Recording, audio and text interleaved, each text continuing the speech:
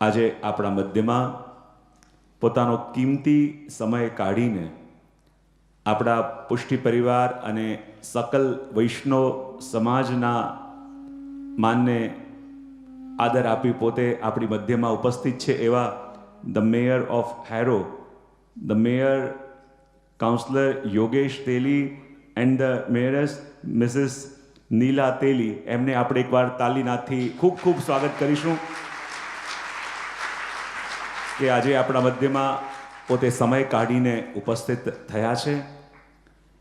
આ દિવ્ય ઉત્સવ જેના તત્વાધાનમાં ઉજવાઈ રહ્યો છે એવા પુષ્ટિ પરિવાર યુકે એવં શ્રીનાથજી હવેલી ષડબરીના બધા જ કમિટી મેમ્બર્સ, ટ્રસ્ટીગણ, આ દિવ્ય ઉત્સવની અંદર પ્રભુએ પોતાનો કૃપા કળશ ઢોળી જે પરિવારોને આ ઉત્સવમાં જોડ્યા અને આ દિવ્ય ઉત્સવની અંદર સંપૂર્ણ મનોરથી બનવાનું સૌભાગ્ય જેમને પ્રાપ્ત થયું એવા પરમ ભગવદીય અલકાબેન અને જયભાઈ મશરૂ, અને જેમ પૂર્વમાં જ કહ્યું કે પોતે સંપૂર્ણ મનોરથી તો છે, પણ જે આપણી એક અનૂઠી પુષ્ટિ એકેડેમી જે આપણી હવેલીથી અને પુષ્ટિ પરિવાર દ્વારા સંચાલિત થાય છે, અને એકમાત્ર એવી ઇંગ્લિશમાં શ્રી મહાપ્રભુજીના ગ્રંથોનું અધ્યયન કરાવતી આ એક એવી ઇન્સ્ટિટ્યૂટ છે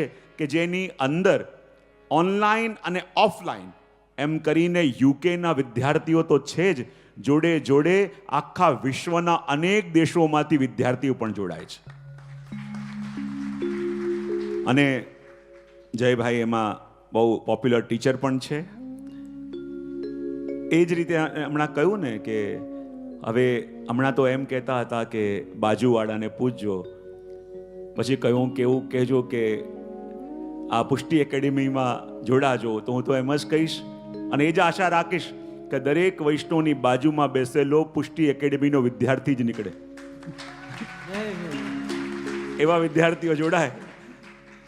અને એ જ રીતે આપણા સંપૂર્ણ મનોરથી કે જે કોઈ પણ આપણા પુષ્ટિ પરિવારનું આયોજન હોય, કાર્ય હોય, અને સતત પોતે સૌથી પહેલ કરીને આ ઉત્સવમાં જોડાય પોતાના પરિવાર સાથે એવા કીર્તિબેન નિલેશભાઈ બથિયા અને એમનો સંપૂર્ણ પરિવાર આ દિવ્ય ઉત્સવની અંદર મુખ્ય મનોરથી તરીકે પ્રભુએ જેને પસંદ કર્યા છે અને જે જોડાયા છે એવા ખૂબ આત્મીય અને વર્ષોથી આ પુષ્ટિ પરિવારના અને કાર્યમાં જોડાયેલા એવા જ્યોતિબેન ગિરીશભાઈ શાહ, એમનો પરિવાર ગિરિરાજ કેટરર્સ, એ જ રીતે દર્શિકાબેન પટેલ અને શર્મિષ્ઠાબેન, અતુલભાઈ પટેલ, બધા એક પરિવારના જ સભ્યો છે બધા. કાંતાબેન ભોજાની અને એમનો સમગ્ર પરિવાર, આ બધા એવા છે, મેં કહ્યું ને કે આપણા પરિવારના છે બધા. શૈલાબેન વિપિનભાઈ ભરણિયા અને એમનો સમસ્ત પરિવાર, શિલ્પાબેન, કામિનીબેન, ચંદ્રિકાબેન, નિખિલ પટેલ, એમનો સમસ્ત પરિવાર, ભાવનાબેન અમીન, જ્યોતિબેન, બિંદિયાબેન, રક્ષાબેન પટેલ, એમનો સમગ્ર પરિવાર, એ જ રીતે ભાવનાબેન, હરેશભાઈ ગુસાની અને એમનો પરિવાર, નિખિલ, વર્ષા, કાનવ, તાનિયા ભાટિયા, એમનો સમગ્ર પરિવાર, બધા જ પોથીજીમાં નિમિત્ત બનેલા પરિવારજનો અને આપ સૌ કૃષ્ણ લીલા રસપાનને જાણવા, માણવા અને પામવા માટે આવેલા મારા સર્વે આત્મીજનો, એ પ્રભુની લીલાઓનું, એ કૃષ્ણની લીલાઓનું દર્શન આપણે કરી રહ્યા છીએ. કાલે આપણે પ્રભુની માખણ ચોરી લીલાનું દર્શન કર્યું. જુઓ, આજે એક બૌદ્ધિક સમાજ જે છે ને, એ બૌદ્ધિક સમાજ એમ કહે છે કે આ પ્રભુની બાલ લીલાઓમાં શું દર્શન કરવાનું? દર્શન કરવું હોય તો ભગવદ્ ગીતાનું દર્શન કરો, બીજા અન્ય શાસ્ત્રોનું દર્શન કરો, આ બાલ લીલામાં શું મળશે? પણ આપણને ખબર નથી કે ભગવદ્ ગીતાનો ઉપદેશ જે ભગવાન આગળ જઈને આપવાના છે એના બીજ પ્રભુએ પોતાની બાલ લીલામાં રોપ્યા છે. અને જ્યાં સુધી પ્રભુની બાલ લીલા સમજમાં ન આવે ને ત્યાં સુધી ભગવદ્ ગીતા પણ ક્યારે આત્મસાત નહીં થાય. અને પ્રભુની એક એક લીલાને જાણવી, માણવી બહુ વિશિષ્ટ છે. પ્રભુ શું કરે છે, પ્રભુએ કેમ કર્યું, પ્રભુએ આ શું કરવું જોઈએ, આ બધા પ્રશ્નો આપણા જીવનમાં ક્યારે ને ક્યારે જાગતા હોય છે કે નહીં? હા કે ના તો પાડો. પ્રભુએ મારી સાથે જ આવું કેમ કર્યું, પ્રભુ મારી સાથે જ એમ કેમ કરે છે, વાય ઓનલી મી, પુઅર મી. પ્રભુ આણે આમ આવું કેમ કર્યું, દુનિયાએ આમ કેમ કર્યું, પેલાએ આમ કેમ કર્યું. આ બધા પ્રશ્નો કહેવાય ને, આ પ્રશ્નો બધા શાંત ક્યારે થાય? જ્યારે પ્રભુની બાલ લીલા સમજમાં આવે. સાચા અર્થમાં બે વસ્તુ સમજમાં આવી જાય, એક આપણી ઈચ્છા અને બીજું પ્રભુની ઈચ્છા. જ્યાં સુધી આપણી ઈચ્છામાં વળગેલા રહીએ ને ત્યાં સુધી ફરિયાદ ફરિયાદ ફરિયાદ, અને પ્રભુની ઈચ્છામાં સરેન્ડર કરીએ ને ત્યારે માત્ર પ્રભુની યાદ. આ બે સ્ટેપ આપણા જીવનના છે. આ બે ધારાઓમાં આપણે છીએ. અને આપણી ઈચ્છાથી લઈ પ્રભુની ઈચ્છામાં સરેન્ડર કરી દેવું, આપણા મનોભાવથી લઈને પ્રભુની ઈચ્છામાં સરેન્ડર કરીએ ને, જો પ્રભુ ઈચ્છા કરે અને પ્રભુની ઈચ્છા થાય તો એક ઘડીની વાર લાગે? હા કે ના તો પાડો. પણ આપણી ઈચ્છા લઈને જ્યાં સુધી બેઠા હોય ત્યાં સુધી સરેન્ડર થયા નથી, અને જ્યાં સુધી સરેન્ડર થયા નથી ત્યાં સુધી પ્રભુના ધામમાં, પ્રભુની એ નિજ લીલામાં આપણો પ્રવેશ પછી થાય. અને એટલા માટે અહીંયા આપણને કહ્યું કે જ્યારે પ્રભુની માખણ ચોરી લીલાના દર્શન આપણે કર્યા ને, તો આપણા આચાર્યો આપણને કહે કે આપણે પ્રભુની પાસે જઈએ તો પાસે જઈને આપવાનો પ્રયત્ન એ કરીએ છે જે પ્રભુને કદાચ જોઈતું નથી, અને જે જોઈએ છે એ આપણે આપવા તૈયાર. વાહ! જે આપણે આપીએ છે એની કદાચ પ્રભુને જરૂર નથી, અને કદાચ જે વસ્તુ પ્રભુ આપણાથી ચાહે છે એ આપણે ઘણીવાર આપી શકતા નથી. તો પ્રભુ શું ચાહે છે? આપણને લાગે કે આપણે આટલું દ્રવ્ય આપી દઈએ તો પ્રભુ પ્રસન્ન થશે. અરે એ તો લક્ષ્મીના પતિ છે, લક્ષ્મીજીના નાત છે, એને આપણી સંપત્તિ પ્રસન્ન કરી શકે? આપણને એમ લાગે કે પ્રભુની સુંદર સ્તુતિ કરીએ તો પ્રભુ પ્રસન્ન થશે, એ તો સરસ્વતીજીના નાત છે. આપણે કઈ કઈને કેટલું કરી શકીએ, આપણે ગાઈ ગાઈને કેટલું ગાઈ શકીએ. કહેવાય ને કે એને જરૂર શેની છે? પ્રભુ કહે કે મારી પાસે તો બધું છે, ખાલી એક વસ્તુ નથી જેની મને જરૂર છે. કોઈ પૂછ્યું કઈ વસ્તુ? તો ભગવાન કહે છે કે મારી પાસે મારું મન નથી, કે મારું મન તો મારા શ્રી રાધાજીએ, મારા ભક્તોએ ચોરી લીધું છે, અને હું મન વિના રહું છું, અને હું એ જ કામના મારા ભક્તોને કરું છું કે યદિ મારી પાસે આવો ને તો તમારું મન મને આપો. ગીતાજીમાં એ જ વાત પ્રભુ કહે છે. અને આ માખણ ચોરી લીલા પણ મહાપ્રભુજી કહે છે કે આ માખણ ચોરી લીલા નહીં, આ તો ગોપીઓના ચિત્ત ચોરની લીલા છે, ગોપીઓના મનની ચોરીની લીલા છે. અને એ જ વસ્તુ ગીતામાં ભગવાન કહે, મય્ય એવ મન આધસ્વ મયી બુદ્ધિમ નિવેશય. ભગવાન ગીતાજીમાં એ જ વસ્તુ માંગે કે આપવું છે તો તારું મન અને તારી બુદ્ધિ મને આપ, અને તારું મન અને બુદ્ધિ આપીશ તો તારા જીવનના સેન્ટરમાં હું આવી જઈશ, અને તું જે પણ કરીશ ને એ ભક્તિ હશે. આપણે બધું કરતા હોઈએ પણ જીવનના સેન્ટરમાં પ્રભુ આવ્યા ન હોય તો સેવા કરતા હોય તો એ ભાગદોડ જ કહેવાય. પણ લાઈફના સેન્ટરમાં પ્રભુ આવી ગયા ને તો સંસારની ભાગદોડ કરતા હોઈએ ને તો પણ સેવા કહેવાય. અને એટલા માટે અહીંયા કહ્યું કે આ માખણ ચોરી લીલા શું છે?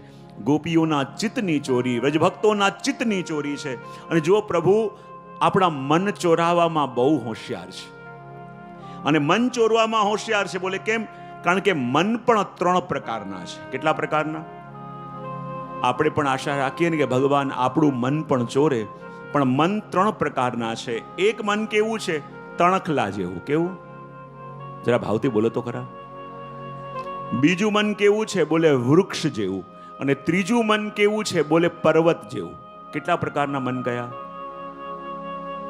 પહેલું, બીજું, ત્રીજું. હા, તણકલા જેવું મન શું છે? તણકલું હોય, જરાક વિપરીત હવા આવે તો ઉડીને જતું રહે કે ના જતું રહે? અને જરાક પ્રભુ કસોટી કરે અને કસોટીમાં ઉડી જાય, અને તણકલું એકવાર એક જગ્યાએથી ઉડે પાછું આવવાનું છે. તો એક મન પેલા તણખલા જેવું છે, તેમાં દ્રઢતા નથી. બીજું મન પેલા વૃક્ષ જેવું છે, જ્યારે આંધી આવે ત્યારે વૃક્ષ હલે ખરા, પણ જ્યાં આંધી શાંત થાય ને વૃક્ષ પાછું સ્થિર થઈ જાય. અને ત્રીજું મન છે પેલા પર્વત જેવું, ગમે તેવી આંધી આવે, ગમે તેવા વાવાઝોડા આવે, એ પર્વતને કોઈ ડગાવી ન શકે. અને એવું પર્વત જેવું મન જો હોય ને તો ઠાકોરજી એના ઘરે જઈને એનું મનરૂપી માખણ લેવા માટે પધારે. અને એટલા માટે માખણ ચોરી પણ જ્યારે પ્રભુ કરે છે ને, અને ગોપીઓ આવીને મૈયાને કહે છે, અરે આ માખણ ચોરી કરવાની પણ પ્રભુની પાસે એવી યોગ્યતા છે, એવી યોગ્યતા છે કે એની બરાબરી કેવી રીતે કરીને બતાવો. બોલે શું કરે છે? બોલે સૌથી પહેલા પ્રભુની પાસે આટલી વસ્તુ છે. એક તો કાલ જ્ઞાન. કઈ વસ્તુ કહેવાય? હા, કાલ જ્ઞાન એટલે જો આ માખણ ચોરી કરવાની જે યુક્તિઓ છે ને, એ આપણા ભગવદીઓ કહે કે પ્રભુ આપણા મનની ચોરી કેવી રીતે કરે છે. પ્રભુની પાસે સૌથી પહેલા છે કાલ જ્ઞાન. કાલ જ્ઞાન એટલે ભગવાન જાણે ગોપીઓ ક્યારે કયા કામમાં વ્યસ્ત હશે ત્યારે હું જઉં અને એનું માખણ ચોરીને લાવ. તો ભગવાન જ્યારે આપણું મન ચોરવા આવે ને, તો મન ચોરવા આવે ત્યારે એવી રીતે આવે કે પેલા સૌથી પહેલા સંસારનો અનુભવ કરાવી દે કે જ્યાં જ્યાં પણ સંસારમાં આપણું મન લાગ્યું હતું, જેના ઉપર ભરોસો હતો, જ્યારે મુશ્કેલ આવે છે ત્યારે સૌથી પહેલા એ જ લોકો ભાગે છે કે નહીં? હા કે ના તો પાડો. અને હું તમને કાયમ કહેતો હોઉં ને કાયમ વાત પૂછતો હોઉં કે જ્યારે જ્યારે પણ જીવનમાં સમસ્યા આવે છે તો પહેલો ભરોસો ભગવાન ઉપર થાય છે કે આપણી કોન્ટેક્ટ લિસ્ટ ઉપર? હા, જ્યારે જ્યારે પણ પરીક્ષા થાય, જ્યારે જ્યારે પણ પ્રભુ કસોટી કરે, ત્યારે પહેલો ભરોસો કોની ઉપર કરો છો? ફોનમાં રહેલી કોન્ટેક્ટ લિસ્ટ કે આપણા પ્રભુ ઉપર? અને કહેવાય ને કે જ્યારે કોન્ટેક્ટ લિસ્ટમાં કોઈ કોન્ટેક્ટ કામમાં ન આવે ત્યારે પ્રભુની પાસે આવીને બોલીએ કે મેરે તો ગિરધર ગોપાલ દૂસરો ના કોઈ. તો હું કાયમ કહેતો હોઉં કે ભગવાનને જીવનમાં લાસ્ટ ઓપ્શન નહીં, પણ જીવનમાં પહેલો ભરોસો બનાવજો. અને ભગવાનને જ્યારે પહેલો ભરોસો બનાવશો તો આ દુનિયામાં બધા લોકો સંબંધની વાત કરી શકે, પણ સંબંધ નિભાવતા કોઈને આવડે છે ને તો આપણા પ્રભુ જેવું કોઈને નથી આવડતું. અને જો જ્યારે મન પ્રભુ હરણ કરે ને ત્યારે આપણો પ્રભુ સાથેનો એક નાતો બંધાય છે કે નહીં? હા કે નાતો પાડો. જ્યારે મન જેની પાસે હોય ને, આપણે એનું જ ચિંતન કરીએ.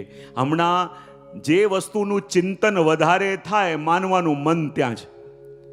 10 મિનિટ આંખો બંધ કરીને બેસો તો ઠાકોરજી યાદ આવે, દુકાન યાદ આવે, ઓફિસ યાદ આવે કે ઘર યાદ આવે? જે પ્રયત્ન કર્યા વિના યાદ આવે, માનવાનું આપણું મન એની પાસે છે. પ્રયત્ન કર્યા વિના જેનું સ્મરણ આ મન કરે, માનવાનું કે મન ત્યાં છે. અને એવી રીતે જ્યારે એ મન પ્રભુનું ચિંતન કરે છે ત્યારે સાચા અર્થમાં પ્રભુમાં લાગ્યું કહેવાય. તો પહેલી વસ્તુ છે કાલ જ્ઞાન. અને પ્રભુને ખબર છે કે ક્યારે આવીને જીવની ઉપર કૃપા કરવી. પ્રભુને બહુ સારી ખબર છે. ઘણી વાર આપણે અકળાઈ જઈએ તો પ્રભુને પૂછતા હોઈએ કે બધાની તકલીફો આપને દેખાય છે, અમારી જ તકલીફ ખાલી દેખાતી? કેટલા ભાવથી બોલ્યા બધા. બધાના પ્રોબ્લેમ દેખાય છે, ખાલી અમારા જ પ્રોબ્લેમ દેખાતા નથી. હું કાયમ કહું છું કે પ્રભુની પાસે જેવું કાલ જ્ઞાન છે ને, એ કાલ જ્ઞાન આપણી કોઈની પાસે નથી. કયા જીવની ઉપર કેવી રીતે, ક્યાં અને કઈ રીતે કૃપા કરવી, એ મારા પ્રભુને જેટલી ખબર છે ને એટલી આપણને ખબર નથી. આપણું તો ધૈર્ય નાની વસ્તુમાં છૂટી જાય, આપણું તો પેશન્સ જતું રહે, કારણ કે એના ઉપર ભરોસો નથી રહેતો. એ શું કરવા માંગે છે એની ઈચ્છા ઉપર ભરોસો નથી રહેતો ને, ત્યારે આપણું ધૈર્ય છૂટી જાય. કાલ જ્ઞાન પણ એની પાસે છે. બીજું કયું? વસ્તુ જ્ઞાન. કઈ વસ્તુ ક્યાં પડી છે ઘરમાં, એ કદાચ આપણે મૂકીને ભૂલી ગયા હોઈએ, પણ પ્રભુ ભૂલતા નથી. અને જીવનમાં ક્યારે પ્રભુ આપણને કાઢીને લઈ જશે એ આપણે જાણી શકતા નથી. તો આ વાત અહીંયા માખણચોરી લીલાની અંદર પ્રભુએ સિદ્ધ કરીને બતાવી. અને સિદ્ધ કરીને બતાવી અને ધીમે ધીમે સમય વ્યતીત થવા લાગ્યો. અને એકવાર બ્રહ્માંડ ઘાટ ઉપર ઠાકોરજી ખેલી રહ્યા હતા. અને ખેલતા ખેલતા જોડે સખાઓ પણ હતા. હવે સખાઓ પણ હતા અને રમતા રમતા પ્રભુએ શું કર્યું, એક માટીનું ઘર બનાવ્યું અને માટીનું ઘર બનાવ્યું અને મધુમંગલે ઘર તોડી દીધું. તો પ્રભુ રડવા લાગ્યા અને પ્રભુ રડવા લાગ્યા ત્યાંથી દુર્વાસા મુનિ પસાર થયા અને પ્રભુને રડતા જોયા ને તો દુર્વાસા મુનિને લાગ્યું બધા લોકો કહે છે કે આ તો ભગવાન છે, આખા જગતનું સર્જન કરે છે, અને જે આખા જગતનું સર્જન કરતો હોય નાનકડું માટીનું ઘર કોઈએ તોડી દીધું અને રડી રહ્યો છે, તો આ જગતનું સર્જન કેવી રીતે કરતા હશે? જ્યાં દુર્વાસા મુનિના મનમાં પ્રશ્ન આવ્યો અને પ્રભુએ એવી લીલા કરી કે જ્યાં દુર્વાસા મુનિ બ્રહ્માંડ ઘાટ પર આવ્યા એમને એવું લાગ્યું કે ભગવાન આખું બ્રહ્માંડ ઘાટ પોતે ગળી રહ્યા છે. અને બ્રહ્માંડ ઘાટ જ્યારે અંદર ગયું જોડે દુર્વાસા મુનિ પણ અંદર ગયા અને પ્રભુના ઉદરમાં આવા અનંત કોટી બ્રહ્માંડના દર્શન કર્યા. ત્યારે દુર્વાસા મુનિનો મોહ દૂર થયો. પણ ભગવાન કહે જેવી રીતે દુર્વાસા મુનિને મેં મારા મહાત્માનું દર્શન કરાવ્યું એવું મારા યશોદા મૈયાને પણ એકવાર કરાવવું જોશે. અને જ્યારે પ્રભુ બ્રહ્માંડ ઘાટ પર રમતા હતા અને રમતા રમતા પ્રભુએ શું કર્યું, એક માટીનો ગોલો બનાવ્યો અને પોતાના મુખમાં પધરાવ્યો. ત્યાં જ દાઉજી આયા, અરે કનૈયા તે માટી ખાધી? પ્રભુ કહેવા લાગે ના મેં માટી નથી ખાધી. દાઉજી કહે અરે મારી આંખોની સામે તે માટી મુખમાં પધરાવી છે અને કહી રહ્યો છે માટી નથી ખાધી. ત્યાં જ યશોદા મૈયા આવ્યા. દાઉજી કહેવા લાગ્યા જો માં તમારા લાલાએ માટી ખાધી છે અને હું પૂછું છું તો ના પાડે છે. મૈયા કે કેમ લાલા માટી ખાધી? ભગવાને બંને હાથ મુખ પર મૂકી દીધા છે અને કહી રહ્યા છે નાહમ ભક્ષિતવાન અંબ સર્વે મિથ્યા વિશંસિને, કે મૈયા મેં માટી નથી ખાધી, બધા જુઠ્ઠું બોલે છે. અને જ્યારે આ લીલા થઈને મોટા મોટા વિદ્વાનો મોટા મોટા જ્ઞાનીઓએ ભગવાનની ઉપર પ્રશ્ન કર્યો કે ભગવાન કોને કહેવાય? જે સત્યના સ્થાપન માટે અવતાર લે છે. આ તો ભગવાને માટી ખાધી છે અને પોતે જુઠ્ઠું બોલે છે કે માટી નથી ખાધી, પોતે જુઠ્ઠું બોલે છે તો સત્યનું સ્થાપન કેવી રીતે કરશે? અને જ્યાં ભગવાનની ઉપર આક્ષેપ આવ્યો ને ત્યાં શ્રી મહાપ્રભુજી ઊભા થયા અને મહાપ્રભુજી જાણે પ્રભુના વકીલ હોય, વકીલાત કરતા હોય એવી રીતે શ્રી વલ્લભ કહે છે કે મારા પ્રભુએ કહ્યું કે માટી નથી ખાધી તો મારા પ્રભુએ માટી નથી ખાધી. અરે દાઉજીએ પોતાની આંખોથી જોઈ છે કે પ્રભુએ માટી મુખમાં પધરાવી છે. ત્યારે મહાપ્રભુજી કહે કે મુખમાં પધરાવી છે જરૂર, પણ ખાધી નથી, ખવડાવી છે. બધા કહે અરે મુખમાં પધરાવીએ તો ખાધી કહેવાય, ખવડાવી થોડી કહેવાય. બોલે કોને ખવડાવી છે? ત્યારે મહાપ્રભુજી કહે કે જ્યારે પેલી પૂતના ભગવાનને મારવા માટે આવીને તો ભગવાનની પાસે આવતા પહેલા પૂતનાએ 16,000 બાળકોના પ્રાણ લીધા હતા. કેટલા? કંસે આદેશ કર્યો હતો ને કે 6 મહિના સુધીના જેટલા બાળકો છે એને મારી દો, તો 16,000 બાળકોના પ્રાણ એ પૂતનાએ લીધા હતા અને 16,000 બાળકોના પ્રાણ પૂતનાના અંદર હતા. ને જ્યારે ભગવાને પૂતનાના પ્રાણ પી લીધા તો પૂતનાની સાથે સાથે પેલા 16,000 બાળકોના પ્રાણ પણ ભગવાનની અંદર ગયા અને અંદર રહીને એ 16,000 બાળકોના પ્રાણ પ્રભુને વિનંતી કરે છે કે પ્રભુ આપના સ્વરૂપમાં સમાઈને એ આનંદ નથી આવતો જે આનંદ આપના ચરણોની રજમાં લોટીને મળે છે. હે પ્રભુ એવી કૃપા કરો કે આપની ચરણ રજ મળે. અને એમની વિનંતી સાંભળીને પ્રભુએ એ રજ લઈને મુખમાં પધરાવી ખરા, પણ પોતે ખાધી નથી, પેલા 16,000 બાળકોના પ્રાણોને ખવડાવી છે. મારા પ્રભુ ક્યારેક ખોટું બોલી ન શકે. અને ત્યારે મૈયાએ કહ્યું જો લાલા તું કહી રહ્યો છે કે માટી નથી ખાધી તો મુખ ખોલ, બતાવ. ભગવાન કે મૈયા હું હમણાં પણ કહી રહ્યો છું માટી નથી ખાધી. મૈયા કે એવું છે તો મુખ ખોલીને બતાવ. અને ત્યારે ભગવાન કહે મૈયા હું આટલું કહું છું, તું માની નથી રહી, તારે જોવું છે તો જો. એમ કરીને જ્યાં ભગવાને પોતાનું મુખ ખોલ્યું મૈયાને ચક્કર આવવા લાગ્યા, કારણ કે જેને પોતાનું બાળક માનતી હતી આજે એના જ મુખની અંદર આખા બ્રહ્માંડના દર્શન મૈયાને થઈ રહ્યા છે. આખું બ્રહ્માંડ જ્યારે ભગવાનના મુખમાં મૈયાએ જોયું, મૈયાને ચક્કર આવવા લાગ્યા કે શું મારી મતિ ભ્રમિત થઈ ગઈ છે? શું આ કોઈ દેવની માયા છે? આ શું છે? અને મૈયા તો થર ધ્રુજવા લાગી કે જેના મુખની અંદર બ્રહ્માંડ હોય એ મારો દીકરો કેવી રીતે હોઈ શકે? એ તો ભગવાન કહેવાય.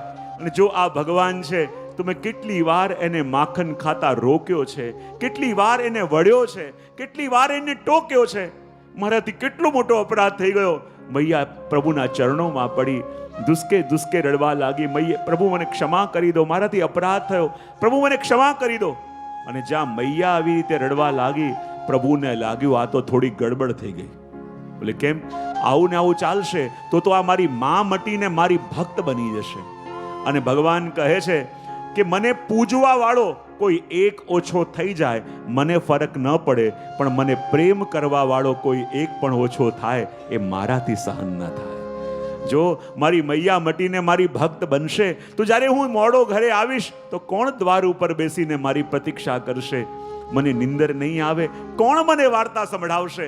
અને એ ચિંતા જ્યારે થઈ અને ભગવાને એવી લીલા કરી, વૈષ્ણવી માયાનું આવરણ કર્યું અને મૈયા ભૂલી ગઈ કે એમને શું જોયું. મૈયાને એવું લાગ્યું કે એમને ભ્રમ થયો છે અને મૈયા કહેવા લાગી, ચલ કનૈયા, બહુ મોડું થઈ ગયું, ચલ કર.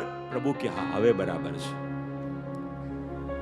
અને ધીમે ધીમે ચાલતા ચાલતા પ્રભુ આવ્યા. અને જ્યારે આ લીલા જોઈ, પરીક્ષિતના મનમાં આવ્યું કે આ નંદ યશોદાએ એવું તે કયું પુણ્ય કર્યું હશે, એવું તે કયું તપ કર્યું હશે કે સ્વયં જગતને નચાવવા વાળા એવા ભગવાન જેના ઘરમાં પુત્ર બનીને આવ્યા અને આવું સુખ આપી રહ્યા છે. દ્રોણ અને ધરાનો પ્રસંગ કયો કે જે દ્રોણ અને ધરાએ તપસ્યા કરી, પ્રભુ પ્રસન્ન થયા, માંગવાનું કહ્યું ત્યારે બંને એટલું જ કહ્યું કે પ્રભુ અમને ઓર કંઈ નહીં, આપના જેવો પુત્ર જોઈએ છે. ભગવાન વિચાર કરે, મારા જેવો દુનિયામાં બીજું કોણ છે? ભગવાન કે મારા જેવો પુત્ર જોઈએ તો મારા જેવું ઓર કોઈ છે નહીં, અને મારા જેવો પુત્ર જોઈએ તો હવે મારે જ તમારે ત્યાં પુત્ર બનીને આવવું પડશે. અને ભગવાન પોતે નંદ યશોદાને ત્યાં પુત્ર બનીને આવ્યા અને એ સુખ આપી રહ્યા છે. અને આ પ્રસંગનું દર્શન કરીને આગળ એક સુંદર પ્રસંગ આવે છે જેને આપણે ત્યાં કહેવામાં આવે ને દામોદર લીલા. કઈ લીલા? અને દામોદર લીલા એ લીલા છે કે જે ભગવાનને વેદો કહે છે કે ભગવાન કેવા છે, બોલે સર્વતંત્ર સ્વતંત્ર. ભગવાનને કોઈ બંધન બાંધી શકતા નથી, ભગવાન કોઈના હાથે બંધાતા નથી, પણ અમારા ભાગવતના ભગવાન તો એમના ભક્તોના હાથે બંધાયા પણ છે.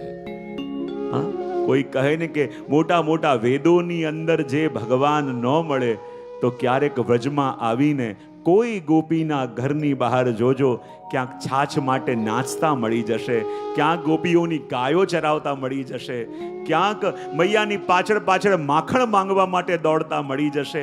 મોટા મોટા જ્ઞાનીઓ શોધી શોધીને થાકે, કૃષ્ણ ક્યાં મળે, ભગવાન ક્યાં મળે? અરે એકવાર વ્રજમાં આવીને જુઓ કેવી રીતે ભક્તોને આધીન થઈને ત્યાં ભગવાન આપણને મળે છે. એ વાત આની અંદર કહી અને દામોદર લીલાનું વર્ણન કરતા કહે છે, એકદા ગૃહદાશીષુ યશોદાનંદ ગેની કર્માંતર નિયુક્તાસુ નિર્મમંથ સ્વયં દધી નિર્મમંથ સ્વયં. જો આ દામોદર લીલાનું વર્ણન કરતા કહે છે કે આ લીલા ક્યારે થઈ કે ભગવાનને ભક્તના હાથે બંધાવાનું મન થયું, ભગવાનને પોતે ભક્તના આધીન થવાનું મન થયું.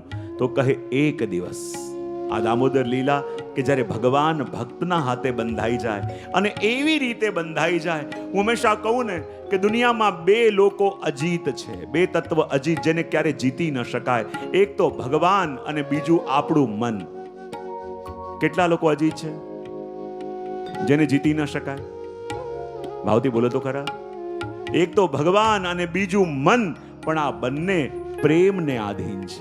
જ્યાં પ્રેમ જુએ, જ્યાં પ્રેમ પ્રગટે અને એ ભક્તોના વશ થઈ જાય એવું આ મન પણ છે અને એવા ભગવાન પણ છે. અને એકવાર શું થયું, યશોદા મૈયા વિચાર કર્યો કે મારા ઘરમાં આટલું બધું માખણ છે, આટલી બધી ગાયો છે, તો પણ મારા પ્રભુ માખણ ખાવા ગોપીઓના ઘરમાં કેમ જાય છે? કદાચ મારા ઘરમાં જે પણ સેવા છે, દાસ દાસી કરે છે અને એમના હાથનું કદાચ ભાવતું નહીં હોય એટલે બહાર માખણ ખાવા જતા હશે, તો યશોદાજીએ નક્કી કર્યું કે આજે સવારે બધા સેવકોને અલગ અલગ કામમાં રોકી દઈશ અને પ્રભુની બધી સેવા હું બીજા કોઈની પાસે ન કરાવી મારા હાથે સેવા કરીશ. એમ વિચાર કરી આજે વહેલા પ્રાતઃકાલમાં મૈયા ઉઠી ગયા છે, બધા સેવકોને બીજા કામમાં રોક્યા છે અને પોતાના હાથે પ્રભુ માટે દહીં વલોવી રહ્યા છે. જેમ જેમ દહીં વલોતા જાય, મુખથી પ્રભુના એક લીલાઓના કીર્તન કરે છે, મન પ્રભુની એક લીલાનું સ્મરણ કરે છે. અને ક્યારેક એવી લીલાનું સ્મરણ પ્રભુને પાસે થઈ આવે કે મૈયા પ્રસન્ન થઈ જાય. ક્યારેક મૈયા એ લીલાને યાદ કરીને નારાજ પણ થાય. એમ કરતા દહીં વલોવી રહ્યા છે, મુખથી પ્રભુના કીર્તન કરે છે, મન પ્રભુનું સ્મરણ કરે છે અને એવો આનંદ આવી રહ્યો છે કે સુખદેવજી વર્ણન કરે કે મૈયા જેમ દહીં વલોવે, મૈયાના હાથમાં રહેલા કંગન ખન ખનકી રહ્યા છે. મૈયા જેમ દહીં વલોવે, કાનમાં રહેલા કુંડળ છમ છમકી રહ્યા છે. બોલે કેમ? બોલે હાથમાં ધારણ કરેલા કંગનોએ વિચાર કર્યો કે અમારું કેવું સૌભાગ્ય કે જે હાથ પ્રભુની સેવા કરે છે, અમે એ હાથની શોભા બન્યા અને પોતાના ભાગ્ય પર ઇઠલાઈ એ ખન ખનકી રહ્યા છે. કાનમાં ધારણ કરેલા કુંડળોએ વિચાર કર્યો અમારું કેવું સૌભાગ્ય કે જે કાન મૈયાના મુખથી ગાયેલા કીર્તન સાંભળી રહ્યા છે, અમે એ કાનની શોભા બન્યા અને એ પણ ખન ખનકી રહ્યા છે. અને એટલો આનંદ પ્રભુની સેવામાં આવી રહ્યો છે, પણ એ આનંદ બહુ વાર સુધી રહ્યો. તમને કેવી રીતે બધી ખબર હોય છે? બોલે ત્યાં શું થયું? બોલે એ જ થયું કે જે આપણા ઘરમાં રોજ થાય છે. હમણાં સુધી મૈયા સેવા કરતા હતા ને, એટલો આનંદ આવતો હતો, એટલો આનંદ, સેવામાં મગ્ન હતા, પણ ત્યાં જ યાદ આવ્યું બધા સેવકોને બીજા કામમાં રોક્યા છે, માટે પેલું કામે બાકી છે, આ કામે બાકી છે, આ કામે બાકી છે. અને જે હાથ પેલા ધીમે સેવા કરતા હતા, બીજા બધા કામ યાદ આયા. હવે હાથ કેવી રીતે ચાલવા લાગ્યા? પહેલા સેવા કરતા હતા, પ્રભુ માટે કાર્ય કરતા હતા, તો સેવા ધીમે સુંદર થતી હતી. હવે બધા કામ યાદ આવ્યા, હાથ જલ્દી ચાલવા લાગ્યા અને જે પ્રભુ પહોળેલા હતા એ પ્રભુ હવે જાગ્યા. બોલે કેમ જાગ્યા? બોલે મૈયા હમણાં સુધી તું સેવા કરતી હતી, પણ હવે ક્રિયા કરે છે. જ્યારે ક્રિયામાં પ્રેમ ભળે ત્યારે એ સેવા બને, અને સેવામાંથી પ્રેમ જાય તો એ ક્રિયા થઈ જાય. ક્રિયા માણસને થકવી દે અને સેવા માણસને થકાનનો અહેસાસ પણ ન થવા દે. જે દિવસે ભગવત સેવા કરતા એમ લાગે ને આજે થાક્યા, તો માનવાનું આજે સેવા નહીં ક્રિયા થઈ છે. હંમેશા ક્રિયા માણસને થકવી દે. અને સેવા યાની પોતાના પ્રિય માટે કંઈ કરવાનું હોય ને, ત્યારે એને કોઈ થકાન યાદ પણ ના આવે. અને એટલા માટે તો જ્યારે પ્રભુ જાગતા ચાલીને આવ્યા અને આવીને મૈયાના બંને હાથ પકડ્યા અને કહેવા લાગ્યા મૈયા હવે બસ કર. બોલે કેમ? બોલે હમણાં સુધી તું સેવા કરતી હતી તો હું પોડેલો હતો, પણ હવે ક્રિયા થઈ રહી છે. હવે ક્રિયા થઈ રહી છે કે જલ્દી આ કામ પૂરું કરું અને બીજા કામ કરું. આ ભાવ તારા મનમાં આવી ગયો છે, માટે હવે બસ કર. અને જ્યારે પ્રભુને આવી રીતે આવતા જોયા, મૈયાને લાગ્યું કે મારા પ્રભુને ભૂખ લાગી હશે, અને પ્રભુને ખોળામાં લઈ અને જ્યાં મૈયા સ્તનપાન કરાવવા લાગી ત્યાં જ મૈયાની દૃષ્ટિ પડી સામેના ચૂલા ઉપર. અને શું જોયું કે ત્યાં એક દૂધની તપેલી મૂકી હતી, એમાં ઉભરો આવ્યો અને જ્યાં ઉભરો આવ્યો તો મૈયાએ પ્રભુને મૂક્યા નીચે અને દૂધની તપેલી સાચવવા માટે ભાગી. અને આ વાત પણ પ્રભુને ગમી. કેવી રીતે બધું ખબર હોય છે લંડનના વૈષ્ણવોને? ખરેખર ના ગમી વાત. બોલે કેમ ના ગમી? પ્રભુ કહે કે મૈયા હું ભૂખ્યો હતો, તારા ખોળામાં હતો, તારી પાસે હતો, તું મને દૂધ પીવડાવી રહી હતી, તો તને મારા કરતા વધારે ધ્યાન પેલા ચૂલા ઉપર ગયું. અરે દૂધ ગયું હોતું તો ભલે ગયું હતું, પણ મને મૂકીને કેમ ગઈ? જો આ પ્રેમના માર્ગમાં આપણને લાગે કે પ્રભુને મૂકીને મૈયા કેમ ગઈ, તો પ્રેમના માર્ગમાં આપણા જે પ્રિય હોય ને એના કરતા પણ મહત્તા એની વધી જાય જે આપણા પ્રિયના પ્રિય હોય. અને મૈયા જાણે છે કે સામે ચૂલા ઉપર જે દૂધ છે ને એ ગંગી ગાયનું દૂધ છે અને પ્રભુ બીજા કોઈ ગાયનું દૂધ પીતા નથી, આ જ ગાયનું દૂધ પીએ છે. અને જો એ ઢોળાઈ ગયું તો મારા પ્રભુ ભૂખ્યા રહી જશે, એટલા માટે દોડીને ગઈ. આ દૂધ કેમ ઉભરાયું? કોઈ કહે કે દૂધે વિચાર કર્યો કે જુઓ તો ખરા, સામે પ્રભુના દર્શન થઈ રહ્યા છે અને દર્શન થઈ રહ્યા છે ને લોકો કહે છે કે પ્રભુના દર્શનથી તો પરમ શીતળતા મળે.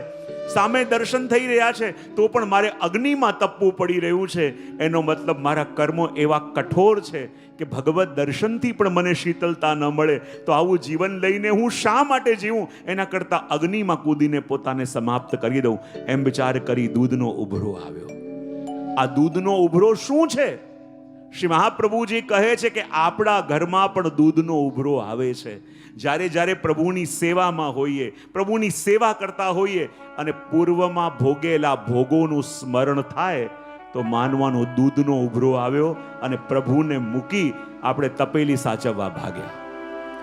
ભગવાન કહે છે કે જો તું મને સાચવીશ ને તો તારું બધું હું સાચવીશ, પણ મને મૂકીને જગતને સાચવવા ગયો તો આ જગત તારું ક્યારે પણ થવાનું નથી, હું પણ તારો થઈ નહીં શકું. જો આ દુનિયાની અંદર હું કાયમ કહેતો હોઉં કે જે પ્રભુને સાચવીને બેઠો હોય ને બધું આપોઆપ સચવાઈ જાય. અને આ દુનિયા કોને કહેવાય? જેના માટે મહેનત કરી કરીને થાકી જાઓ ને, આ દુનિયા માટે દોડી દોડીને થાકી જાઓ તો પણ તમારા માટે ક્યારે સારું ન બોલે એને કહેવાય દુનિયા. તમે એમ વિચાર કરતા હો ને કે આ આખી દુનિયાને રાજી કરી લેશો તો આ દુનિયા ક્યારે પણ કોઈનાથી રાજી થઈ નથી. અને એટલા માટે તો કહેવાય કે પ્રભુને પ્રસન્ન કરીએ તો બધા પ્રસન્ન થાય. અને એટલા માટે અહીંયા ભગવાન પણ કહી રહ્યા છે કે મને સાચવીશ તો બધું સચવાશે. પ્રસંગ મને યાદ આવી રહ્યો છે કે જ્યાં આપણા બેઠકજી થઈ રહ્યા છે ને હમ્પીમાં, એની બાજુમાં જ એક ગામ છે જેનું નામ છે બાદામી. અને બાદામી કર્ણાટકમાં ત્યાં એક જગન્નાથજીનું મંદિર છે. જે પણ કદાચ ગયા હોય તો એને ખ્યાલ હશે, ને ન ગયા હો તો જ્યારે પણ જાઓ ત્યાં ખાસ જજો. આપણે બેઠકજીની બાજુમાં બાદામી ગામ અને ત્યાં એક જગન્નાથજીનું મંદિર છે. જ્યારે અમે ત્યાં ગયા અમને એ મંદિરમાં દર્શન કરવા લઈ ગયા અને પહેલાં જે વૈષ્ણવ હતા એમણે મને કહ્યું કે જે આ સ્થાનની એક વિશેષતા છે. મેં કહ્યું શું? કે આ મંદિરમાં એવું છે કે જ્યારે પણ આપણે જવાનું હોય ને તો ત્યાં ભાતની હાંડી લખાવાની હોય અને કે મારા તરફથી આટલી ભાતની હાંડી, આટલી હાંડી એ લોકો લખાવે. અને ખુલ્લા દર્શનમાં અને એ લોકો સૂચના આપે કે જ્યારે ભોગ ધરવા આવો ને ત્યારે કંઈ પ્રસાદ લીધા વિના આવજો. અને ખુલ્લા દર્શન હોય ને એમાં આપણી આંખોની સામે એ ભાતની હાંડીઓ કોઈ 11 લખાવે, કોઈ 21 લગાવે, એ ઠાકોરજીની સામે ભોગ આવે. અને બિલકુલ જેવી ખુલ્લા દર્શનમાં ભોગ આવે અને જેવી માટીની હાંડી મૂકે અને થોડી વારમાં એ માટીની હાંડી જેમ કમળની પાંખડી ખીલે ને એવી રીતે આખી ખુલી જાય અને એમાંથી એક પણ ચોખાનો દાણો બહાર ન નીકળે. આજે પણ આ વસ્તુ થાય છે. અને અમે તો ત્યાં જોડે ઊભા હતા અંદર અમારી આંખોની સામે, અને હાંડી ખુલી જાય, એક પણ ચોખાનો દાણો બહાર ન નીકળે આજે પણ. અને જે વ્યક્તિ ઘરેથી કંઈક લઈને આવ્યો હશે ને, કંઈક ખાઈને આવ્યો હશે, એની હાંડી ન ખુલે. અમે લોકો કલાક ત્યાં ઊભા રહ્યા, જેટલા પણ લોકો આવે, જેટલી હાંડી મૂકવામાં આવે. અને એવું પણ નહીં કે જોરથી પછાડતા હોય કે જોરથી મૂકતા હોય. જેવી રીતે ત્યાં સન્મુખ કરે, વિનંતી કરે અને કમળની પાંખડી ખુલે ને એમ માટીની હાંડીના 4 ભાગ ખુલી જાય અને એક પણ ચોખાનો દાણો બહાર ન જાય. તો જ્યારે અમને અંદર લઈ ગયા, જે પરિવાર ત્યાં વર્ષોથી સેવા કરે છે ને એમની જોડે અમે ચર્ચા કરતા હતા. મેં કહું આ પ્રસંગ ક્યારથી તમારે ત્યાં થાય છે? એ કહે છે કે અમારા દાદા હતા અને બહુ નાના હતા અને ખેતરમાં કામ કરતા હતા. તો ખેતરમાં હલ જોતતા જોતતા કંઈક હલ અટક્યું અને જ્યારે ખોદ્યું ત્યાં તો ત્યાંથી આ જગન્નાથજીનું સ્વરૂપ પ્રગટ્યું. દાદા તો બહુ નાના હતા, 7-8 વર્ષના અને નાના હતા અને એમને આ જગન્નાથજીના સ્વરૂપમાં એટલી પ્રીતિ થઈ ગઈ કે આખો દિવસ એમની સામે બેસે, એમની સેવા કર્યા કરે, એમનું નામ લીધા કરે. અને બધા લોકો ટોકવા લાગ્યા કે બીજા કામ નહીં કરીએ તો કેમ ચાલશે? ખાલી આમને પકડીને બેસીશ તો આ કંઈ કરવાના નથી, તારે બીજું પણ કરવું પડશે. બહુ પીડા થતી, બહુ દુઃખ પણ થતું, પણ બધા કહેતા કે નહીં કંઈક કર. અને પછી તો જ્યારે બહારના લોકો કહેતા એ તો સહન કર્યું. અને એકવાર જ્યારે ઘરના લોકોએ પણ ટોણો માર્યો કે આમ ને આમ બેઠો રહીશ તો ભગવાન તારું શું કરવાના છે? એ કહે છે કે એના ચરણોથી વધીને મને જગતમાં બીજું કાંઈ લાગતું નથી. એ કહે છે કે અરે બહાર નહીં જાય તો કેમ ચાલશે? અને જ્યારે ઘરના લોકોએ પણ એને ટોણો માર્યો અને કહેવાય એ દિવસે એમને એટલું દુઃખ થયું કે ઠાકોરજીની પાસે આવીને એટલા રડ્યા. ત્યારે પ્રભુએ કહ્યું કે તું મારા ચરણ પકડીને બેઠો છે ને, તારે જગત પાસે જવાની કોઈ જરૂર નથી. જે મારો આશ્રય કરીને બેઠો છે, હું તને એવી વસ્તુ આપીશ કે જે મને પકડીને બેઠો છે, તારે લોકો પાસે જવું નહીં પડે, લોકો તને ગોતતા આવશે. અને કહેવાય એ દિવસે જ્યારે એ રડ્યા અને પ્રભુએ આમ કહ્યું, અને એ દિવસે પિત્તળની હાંડીમાં જ્યારે એમણે ભાત પધરાયા ને, અને એ દિવસે પિત્તળની હાંડી ખુલી ગઈ. અને કહેવાય કે એમના દ્વારા પિત્તળની હાંડી રોજ ખુલતી, અને આજે એમના જ વંશજ જે આ માટીની હાંડી ધરે છે અને પ્રભુની સામે ખુલી જાય છે. અને એમને ક્યાંય જવું પડતું નથી. આજે આખી દુનિયા એમને ગોતતા એમની પાસે આવે છે. તો પ્રભુ કહે છે કે એકવાર મારો ભરોસો કરીને જો, એકવાર મારો આધાર લઈને જો, તારે દુનિયાને રીઝવવી નહીં પડે. દુનિયા તને ગોતતી તારી પાસે આવશે. અને એટલા માટે જ્યારે ભગવાને પણ કહ્યું કે જો મૈયા તું મારો આશ્રય કરીને બેસે તું તો બધા કાર્ય સાધીશ, પણ મને મૂકીને તું પેલી તપેલી સાચવવા ભાગી. આ તપેલી શું છે? લૌકિક સંસાર. અને ભગવાનને મૂકીને જ્યારે સંસારને સાચવવા ભાગીએ તો પ્રભુ કે પછી બધું જવાનું જ છે, બધું નષ્ટ થવાનું છે. અને ભગવાનને વસ્તુ ન ગમી અને ભગવાને શું કર્યું? એક લાકડી લઈને જેટલી દહીં દૂધની માટલીઓ હતી એ બધી તોડી નાખી. અને જ્યાં બધી તોડી નાખી, મૈયાએ જોયું અને મૈયા બહુ નારાજ થઈ કે હમણાં સુધી તો બધા લોકો ફરિયાદ કરતા હતા, પણ આજે મેં મારી આંખે જોયું કે લાલા તે બધી માટલી ફોડી દીધી. આજે હું તને બરાબરનો દંડ આપીશ. એમ કરીને મૈયાએ હાથમાં લાકડી લીધી અને જ્યાં ભગવાનની પાછળ ભાગી, આગળ ભગવાન દોડે છે, પાછળ મૈયા, અરે ઊભો રે. ભગવાન હાથમાં નથી આવતા. પણ જ્યારે આ દ્રશ્ય જોયું, મોટા દેવતાઓ થરથર કાંપે કે જેની લાઠીથી આખી દુનિયા ડરે, આજે એ ભક્તની લાઠીથી ડરીને ભાગી રહ્યા છે. પાછળ મૈયા, અરે ઊભો રે. અને આગળ ભગવાન આગળ દોડે છે. મૈયા કે કેવો લાલો મળ્યો છે, હાથમાં પણ નથી આવતો. ભગવાન કે મૈયા હું તો ભક્તના હાથે પકડાવા માટે જ આ જગતમાં આવ્યો છું, પણ મૈયા સૌથી મોટી ભૂલ તું એ કરે છે, મને પકડવા તો માંગે છે પણ તારા હાથમાં લાકડી રૂપી સાધન છે. અને સાધનના બલથી જો મને પકડવાનો પ્રયત્ન કરીશ ને કે હું આટલા પાઠ કરું, આટલા જપ કરું, આટલી સેવા કરું, આમ આટલું કરું, આ કરું, તો ભગવાન મારા હાથમાં આવવા જોઈએ. તો ભગવાન કહે કે હું ક્યારે પણ કોઈના સાધન બલથી પકડાતો નથી. હું જ્યારે પણ પકડાવું છું ત્યારે માત્ર ને માત્ર મારી કૃપાથી પકડાવું છું. મૈયા દોડતી રહી, ઊભો રે, પણ ભગવાન હાથમાં ન આવ્યા. અને ત્યારે મૈયાના હાથમાંથી લાકડી છૂટી, નિસ્સાધન થઈ. અને જેવી રીતે એક નાનકડું બાળક માના હાથમાં આવી જાય, એવી રીતે ભગવાન મૈયાના હાથમાં પકડાયા.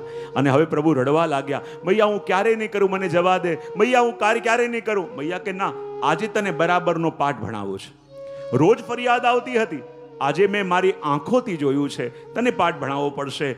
મૈયા ગોપીઓને કે જાઓ, જઈને દોરડું લઈને આવો. ગોપીઓ પણ સમજાવે છે, અરે મૈયા રહેવા દો. મૈયા કે ના. દાસીઓને કહું જાઓ રસ્સી લઈને આવો, હમણાં હું કનૈયાને બાંધું છું. અને જ્યારે દોરડું લઈને આવ્યા અને ભગવાનને બાંધવા ગયા, પણ ભગવાન બંધાયા કેવી રીતે? બધી વસ્તુ તમને ખબર હોય છે. ભગવાન બંધાયા નહીં. બોલે કેમ? દોરડું 2 આંગળ નાનું પડ્યું. કેટલા 2 આંગળ? 2 આંગળ. ભગવાન આપણા હાથે બંધાવા માંગે તો છે, પણ આપણા બંધન 2 આંગળ ટૂંકા પડે છે. બોલે કેમ? એક છે સાધનનું બલ અને બીજું છે સ્વામિત્વનું બલ. આ 2 મદ આપણા હોય ને તો ભગવાન બંધાતા નથી. મૈયા કહે જાઓ બીજું દોરડું લઈને આવો. અને જ્યાં બીજું દોરડું લઈને આવ્યા, ભગવાનને બાંધવાનો પ્રયત્ન કર્યો, ભગવાન બંધાયા નહીં. બોલે કેમ? ભગવાન કે મૈયા સૌથી મોટી ભૂલ એ કરે છે, જે દોરડાથી મારી ગાયો બંધાય એનાથી આ ગોપાલ કેવી રીતે બંધાય? મૈયા કે બીજું દોરડું લઈને આવો. અને જ્યાં બીજું દોરડું લઈને આવ્યા, ભગવાનને બાંધવા ગયા, ભગવાન બંધાયા નહીં. બોલે કેમ? ભગવાન કે મૈયા સૌથી મોટી ભૂલ તો તમે એ કરો છો કે જે દોડાથી મને બાંધવા માંગો છો એ મારી આંખોની સામેથી લઈને જાઓ છો. અને મૈયા મારી તો દ્રષ્ટિ જેના ઉપર પડે, દ્રષ્ટિ પડતા જ એ મુક્ત થઈ જાય. અને જે મુક્ત થઈ જાય એમાં પછી સંસારની ગાંઠ ક્યાંથી પડે? ન બંધાયા. ફરી કહે બીજું દોડું લઈને આવો. અને જ્યાં બીજું દોડું લઈને આવ્યા, પ્રભુને બાંધવા ગયા, પ્રભુ બંધાયા નહીં. બોલે કેમ? દોડાને સંસ્કૃતમાં શું કહેવાય? બોલે ગુણ. શું કહેવાય? જરા ભાવથી બોલો તો ખરા. ગુણ. ગુણના બે અર્થ થાય. ગુણ એટલે દોડું અને ગુણ એટલે આપણી અંદર રહેલા સદગુણ. ગુણથી પ્રભુને બાંધવાનો પ્રયત્ન કર્યો તો પણ પ્રભુ બંધાયા નહીં. કોઈ એમ કહે ને કે આટલા જપ કરું, આટલી યાત્રા કરી, આટલા તીર્થ કર્યા, આટલા વ્રત કર્યા તો ભગવાન બંધાય. પણ ભગવાન આપણા ગુણથી પણ બંધાતા નથી. એ જ્યારે બંધાય છે ત્યારે એની કૃપાથી બંધાય છે. અને જ્યારે મૈયા હવે રડવા લાગી, કેવો દીકરો મળ્યો છે, પકડાતો નથી, અને પકડાય છે તો બંધાતો નથી. હાથમાંથી લાકડી છૂટી, સાધનનું મદ ગયું, અને જ્યારે આંખમાંથી આંસુ આવ્યા, સ્વામિત્વનું મદ ગયું, અને જ્યાં આંખમાં આંસુ જોયા તો ભગવાન જેવી રીતે એક પ્રાકૃત બાળક બંધાય એમ મૈયાના હાથે બંધાયા. અને મૈયાએ પ્રભુને ઉખલ સાથે બાંધ્યા અને પોતે ચાલ્યા ગયા. હવે આંગણામાં પ્રભુ ફરવા લાગ્યા અને ત્યાં યમલાર્જુનના વૃક્ષ હતા. અને એમની વચ્ચેથી જ્યારે ભગવાન નીકળ્યા તો ભગવાન તો નીકળ્યા પણ સ્વભાવથી ઉખલ ભગવાન સાથે બંધાયું તોય અટક્યું. અને ભગવાને જ્યાં જરાક ઝટકો લગાવ્યો, બંને યમલાર્જુનના વૃક્ષ નીચે પડ્યા. અને એમાં કુબેરના પુત્ર નલકુબેર અને મણિગ્રીવ જે શાપિત હતા પ્રગટ્યા. અને એમણે ભગવાનની સ્તુતિ કરતા કહ્યું, વાણી ગુણાનુ કથને શ્રવણૌ કથાયામ.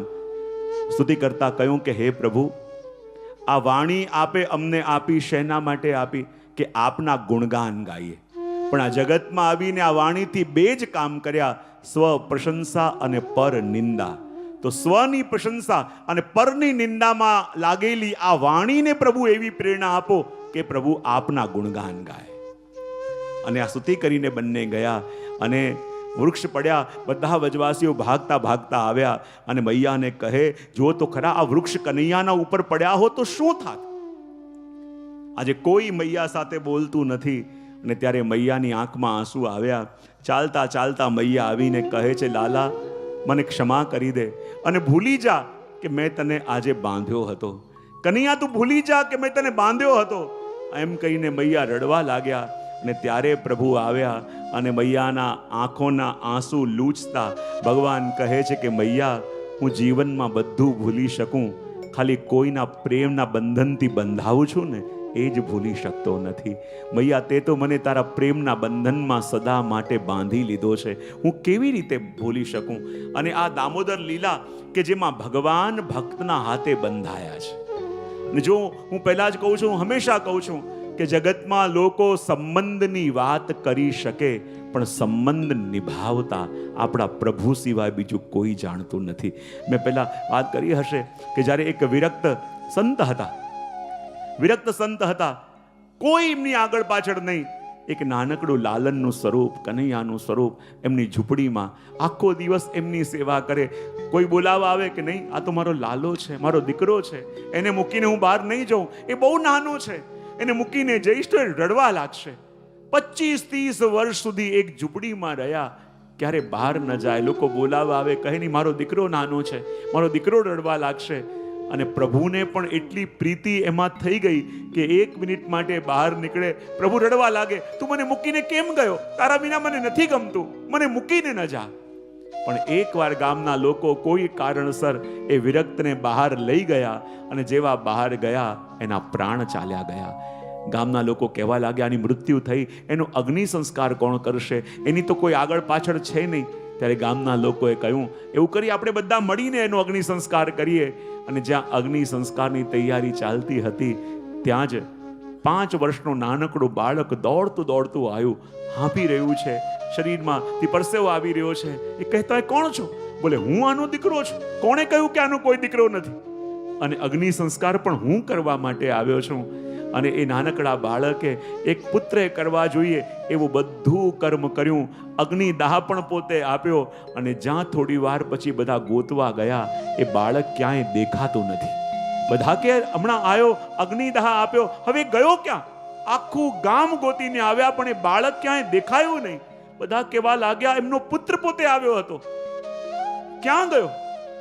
ત્યારે બધા લોકોએ કહ્યું, એ તો વિરક્ત હતા, એમને પુત્ર ક્યાંથી હોય, તો એ કોણ હતું જે આવ્યો હતો? ત્યારે ગામના વડીલે કહ્યું કે જે કૃષ્ણને આખી જિંદગી મારો દીકરો કહીને સેવા કરી, તેમના ગયા પછી એ સ્વયં પ્રભુએ એક દીકરા હોવાનું કર્તવ્ય આવીને નિભાવી દીધું. આપણે તો દુનિયામાં ખાલી વાતો કરી શકીએ, પણ એકવાર પ્રભુને પોતાના માનીને જુઓ, એકવાર પોતાનો સંબંધ પ્રભુ સાથે જોડીને જુઓ કે મારા છે પ્રભુ, અને મારા છે પ્રભુ એ એકવાર ભાવ આવી ગયો ને, જ્યાં સુધી પ્રભુ પર ભરોસો નથી, પૂછવું પડે પ્રભુ ક્યાં છે, પ્રભુ ક્યાં છે. એકવાર ભરોસો આવી જાય ને તો જીવનના ડગલે ને પગલે એ આવીને તમને પ્રમાણ આપશે કે જીવનના દરેક પગલે હું તારી સાથે છું, તારા જીવનના હરેક પરિસ્થિતિમાં હું તારી સાથે છું, એક ક્ષણ પણ તું મારાથી અલગ નથી. એકવાર ભરોસો આવે, એકવાર વિશ્વાસ આવે, આ વિશ્વાસ અને પ્રભુમાં રહેલો ભરોસો, એનાથી વધારે કોઈ ચમત્કાર નથી. પ્રભુમાં ભરોસો થાય ને પછી કંઈ કરવું ન પડે, બધું થવા લાગે. અને એટલા માટે તો આ દામોદર લીલા દ્વારા પ્રભુએ એ વાત સિદ્ધ પણ કરી. અને મેં કાલે પણ કહ્યું હતું પહેલા દિવસે જ કે 10મા સ્કંદમાં કુલ કેટલા અધ્યાય છે? 90 અધ્યાય. કેટલા? અને મેં કહ્યું હતું કે એમાંથી 3 અધ્યાય પ્રક્ષેપ છે. પ્રક્ષેપ એટલે શ્રીમદ ભાગવત 10મા સ્કંદની અંદર જે પણ પ્રભુની લીલા છે ને, એ સારસ્વત કલ્પમાં કરેલી લીલા છે. કઈ લીલા?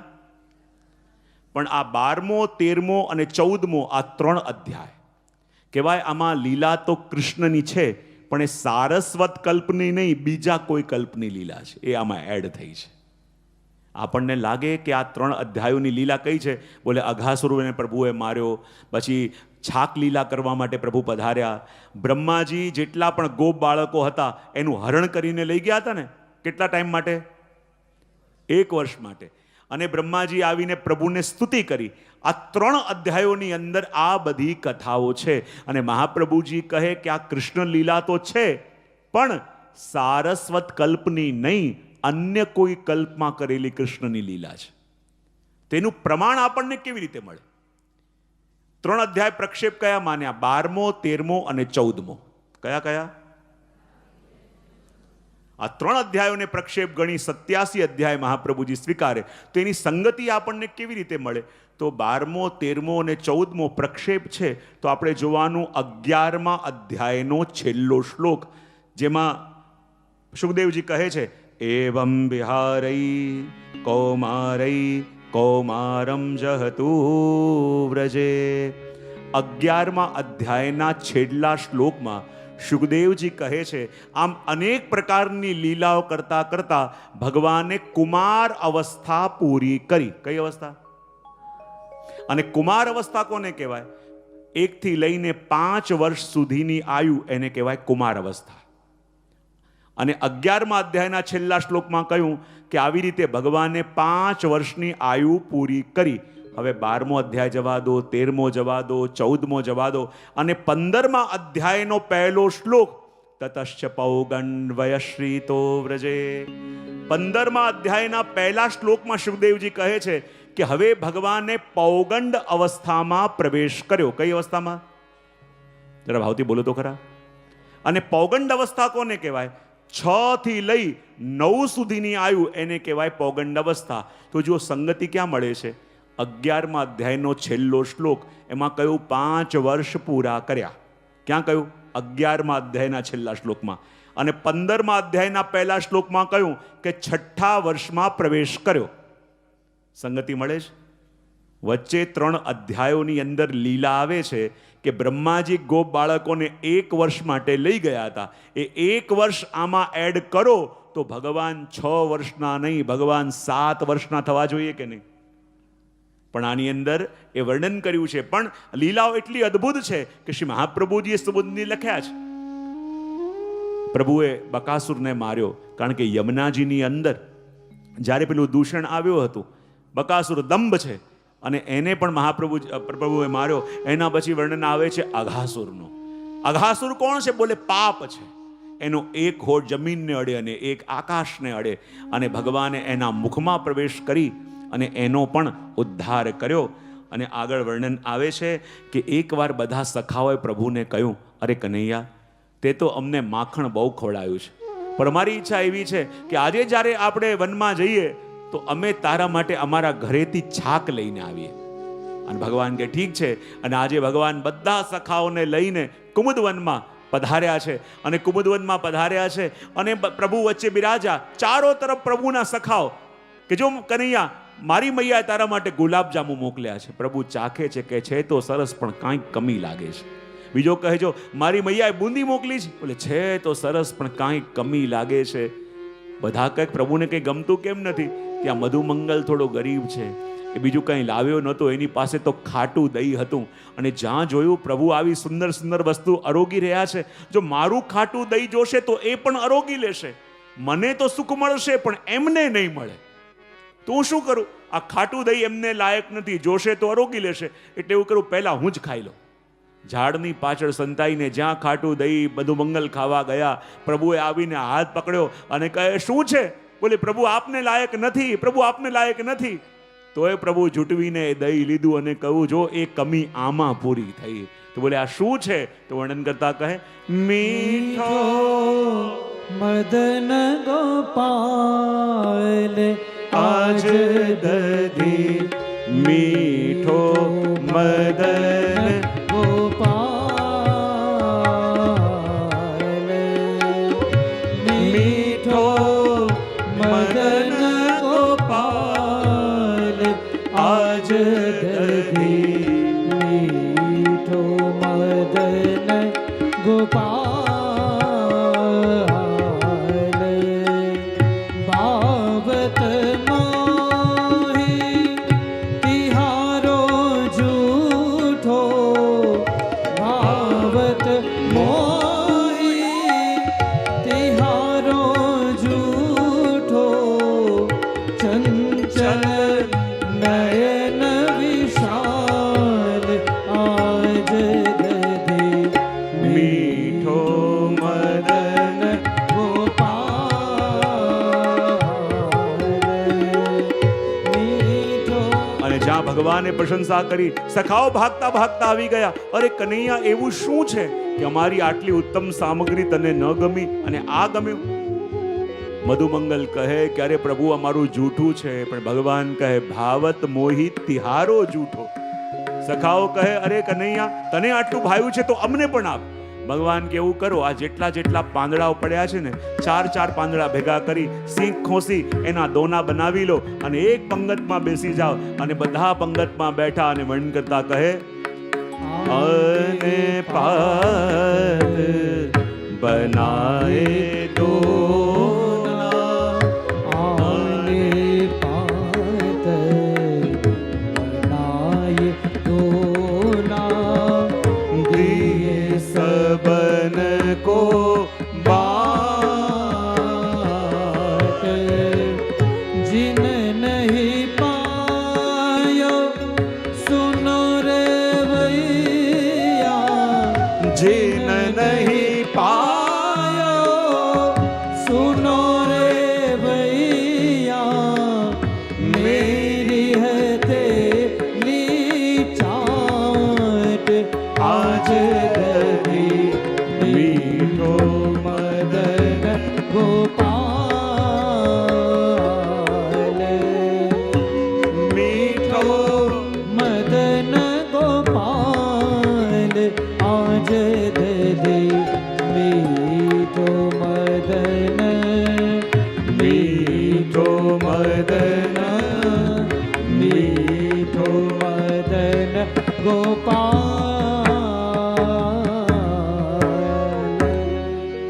અને જુઓ, જ્યારે છાક લીલા પ્રભુ કરી રહ્યા છે એ વખતે બ્રહ્માજી પણ આવ્યા. અને બ્રહ્માજીની પણ ઈચ્છા થઈ કે મને પણ પ્રભુનું અધરામૃત મળે. પણ કહેવાય ને કે અધિકાર વિના અધરામૃત ન મળે. જો સીધો જઈશ તો મળે કે ન મળે, પણ એક ઉપાય છે. બોલે શું? બોલ્યા જેટલા સખાઓ પ્રભુનું અધરામૃત ખાઈ રહ્યા છે, જશે તો યમુનાજીમાં હાથ ધોવા, તેવું કરું માછલીનું રૂપ લઈને હું યમુનાજીમાં આવી જાઉં અને અધરામૃતની કણિકાઓ જે આવે ને એ હું ગ્રહણ કરીશ. એમ વિચાર કરી બ્રહ્માજી માછલીનું રૂપ લઈને યમુનાજીમાં ગયા. પ્રભુને ખબર પડી કે યમુનાજીમાં આવ્યા છે. પ્રભુએ બધા સખાઓને કહ્યું, કોઈ આજે હાથ ધોવા નહીં જાય, બધા પોતાના હાથ પોતાના કપડામાં લૂછી લો. બ્રહ્માજી પ્રતીક્ષા કરતા રહ્યા, કણિકા ન મળી. હમણાં સુધી તો એ દૃઢ ભાવ હતો કે ભગવાન છે, પણ જ્યારે પોતાનું જૂઠું સખાઓને ખવડાવતા, સખાઓનું જૂઠું પોતે ખાતા જોયા અને હવે બ્રહ્માજીને લાગ્યું કે જેની અંદર આચાર વિચાર નથી એ ભગવાન કેવા. પરીક્ષા કરવાનું મન થયું અને પરીક્ષા કરવા માટે થઈને ભગવાનના જેટલા પણ સખાઓ હતા અને જેટલા પણ વાછરડાઓ હતા એ બધાનું હરણ કરીને બ્રહ્માજી પોતાની સાથે લઈ ગયા. જ્યાં ભગવાન આવ્યા કોઈ સખા દેખાતા નથી, કોઈ વાછરડા દેખાતા નથી, ગયા ક્યાં? ત્યારે પ્રભુને લાગ્યું કે આ સર્જનના દેવને મારી પરીક્ષા કરવાનું મન થયું છે, તો સર્જનના દેવને મારે મારું સર્જન બતાવવું પડશે. એમ કરીને ભગવાને સંકલ્પ કર્યો અને જેટલા વાછરડાને બ્રહ્માજી લઈ ગયા, જેટલા ગ્વાલાઓને બ્રહ્માજી લઈ ગયા, એ બધાનું સ્વરૂપ ભગવાને પોતે ધર્યું અને પોતે પોતાને ચરાવતા ચરાવતા વનમાં આવ્યા. શ્રી મહાપ્રભુજી કે આવી લીલા પ્રભુને કેમ કરવી પડી? તો કહે એટલા માટે કરવી પડી કે જ્યારે પ્રભુ ભાગતા ભાગતા આવે અને યશોદા મૈયાના ખોળામાં આવીને બેસી જાય તો સામે જે વાત્સલ્ય ભાવવાળી ગોપી ઊભી હોય, આ દર્શન કરીને એના મનમાં થાય કે હે પ્રભુ, જેવું સુખ આપે યશોદા મૈયાને આપ્યું એવું અમને ક્યારે મળે? ક્યારેક ભાગતા ભાગતા આવીને પ્રભુ મૈયાના ખોળામાં બેસીને સ્તનપાન કરતા હોય, આંગણામાં ઉભેલી ગાયને લાગે પ્રભુ જેવું સુખ મૈયાને આપ્યું એવું મને ક્યારે મળે? ભગવાન કહે હું તો બધાના મનોરથ પૂરા કરવા આવ્યો છું, બધાના માટે અલગ અલગ અવતાર લઈશ તો કેટલો સમય જશે, મારે તો આ જન્મમાં બધાના મનોરથ પૂરા કરવા છે. એવી લીલા કરી કે ગોપ બાળકોને પણ બ્રહ્માજી લઈ ગયા, વાછરડાઓને પણ બ્રહ્માજી લઈ ગયા અને દરેકનું સ્વરૂપ ભગવાને ધારણ કર્યું. અને પછી તો આખા વ્રજની અવસ્થા બદલાઈ ગઈ. બોલે શું? પહેલા સવાર પડતી, નંદાલયની બહાર હજારોની ભીડ થતી, પણ હવે કોઈ દેખાય નહીં. મૈયા ગોપીને પૂછે, અરી સખી તું હવે દેખાતી કેમ નથી? બોલે પહેલા જે સુખ આપને ત્યાં મળતું, હવે એ સુખ મને મારા ઘરમાં પણ મળે છે. જ્યારે મારું બાળક ભાગતો ભાગતો આવીને ખોળામાં બેસે, મારી આંખોમાંથી આંસુ આવી જાય છે, લાગે છે કે મારો દીકરો નહીં સ્વયં કૃષ્ણ આવીને મારા ખોળામાં બેઠા. જ્યારે વાછરડું આવીને ગાયનું દૂધ પીતું હોય અને ગાયની આંખમાંથી આંસુ આવતા હોય કે જાણે સ્વયં કૃષ્ણ આવીને આ કૃપા કરી રહ્યા છે. જો જોતામાં 1 વર્ષ વ્યતીત થયું અને એટલે તો શ્રી મહાપ્રભુજીએ આ જ વસ્તુ જોઈને વૈષ્ણવના ઘરે ઘરે ઠાકોરજી કેમ પધરાવ્યા કે જે સુખ નંદાલયમાં યશોદાજીને મળે એ સુખ મારા પ્રત્યેક વૈષ્ણવને એના ઘરે પણ મળે. અને એટલા માટે તો શ્રી મહાપ્રભુજીએ વૈષ્ણવના ઘરે ઘરે ઠાકોરજી પધરાવ્યા. અને 1 વર્ષ જ્યાં વ્યતીત થવામાં આવ્યું, બ્રહ્માજીને લાગ્યું જરા જોવું તો ખરા કે 1 વર્ષ થયું ગોપ બાળકો વિના અને વાછરડા વિના ગાયો અને ગોપીઓની શું દશા હશે. એમ વિચાર કરીને જ્યારે બ્રહ્માજી જોવા માટે આવ્યા તો શું જોયું? જે વાછરડાઓને લઈ ગયા હતા અને જે ગોપાલોને લઈ ગયા હતા એ બધા ત્યાં દેખાયા. બ્રહ્માજીને વિચાર કર્યો કે આ સાચા કે મારે ત્યાં છે એ સાચા? પણ દરેકની અંદર જ્યારે ચતુર્ભુજ પ્રભુના દર્શન થયા ત્યારે બ્રહ્માજીનો મોહ ગયો અને બ્રહ્માજીએ પ્રભુની સ્તુતિ કરી. અને સ્તુતિ કરતા એક વસ્તુ બ્રહ્માજીએ પ્રભુ પાસે બહુ સુંદર માંગી અને એ વસ્તુ પ્રભુ પાસે માંગવી જોઈએ, જેને વૈષ્ણવી દ્રષ્ટિ કહેવાય. બ્રહ્માજી પ્રભુને શું કહ્યું કે પ્રભુ એવી કૃપા કરો, પ્રભુ એવી કૃપા કરો કે મારી એવી દ્રષ્ટિ થઈ જાય, જીવનમાં કંઈ પણ સારું થાય તો એમાં મને આપની કૃપા દેખાય અને મારું કોઈ કાર્ય બગડે તો આપને ફરિયાદ ન કરું, એમાં મને મારા કર્મોની કઠોરતા દેખાય. જ્યારે આ દ્રષ્ટિ થાય એને વૈષ્ણવી દ્રષ્ટિ કહેવાય, જે બ્રહ્માજી માંગી રહ્યા છે. અને કહે છે જીવનમાં કંઈ પણ મારા હાથે સારું થાય ને તો એમાં મારું મહત્વ નહીં, આપની કૃપા જો. ને જીવનમાં કંઈક બગડે તો આપને ફરિયાદ ન કરું, એમાં મને મારા કર્મોની કઠોરતા દેખાય અને આ દૃષ્ટિ થાય એને વૈષ્ણવી દૃષ્ટિ કહેવાય. બ્રહ્માજી આવીને ક્ષમા પણ માંગી. ધીમે ધીમે સમય પસાર થવા લાગ્યો અને ભગવાન હવે ગોપાલ બન્યા. શું બન્યા? અને હવે કહે કે મૈયા હવે હું ગાયો ચરાવવા માટે જઈશ. અને ગાયો ચરાવવા માટે જઈશ. અને જુઓ આ પ્રભુની ગૌચારણ લીલા શું છે. આપણને લાગે ખાલી પ્રભુ ગાયો ચરાવવા માટે વનમાં જાય અને પાછા આવે છે. આ ગાય એટલે કોણ? અને ગાયોને ચરાવવાની જરૂર પ્રભુને કેમ પડી?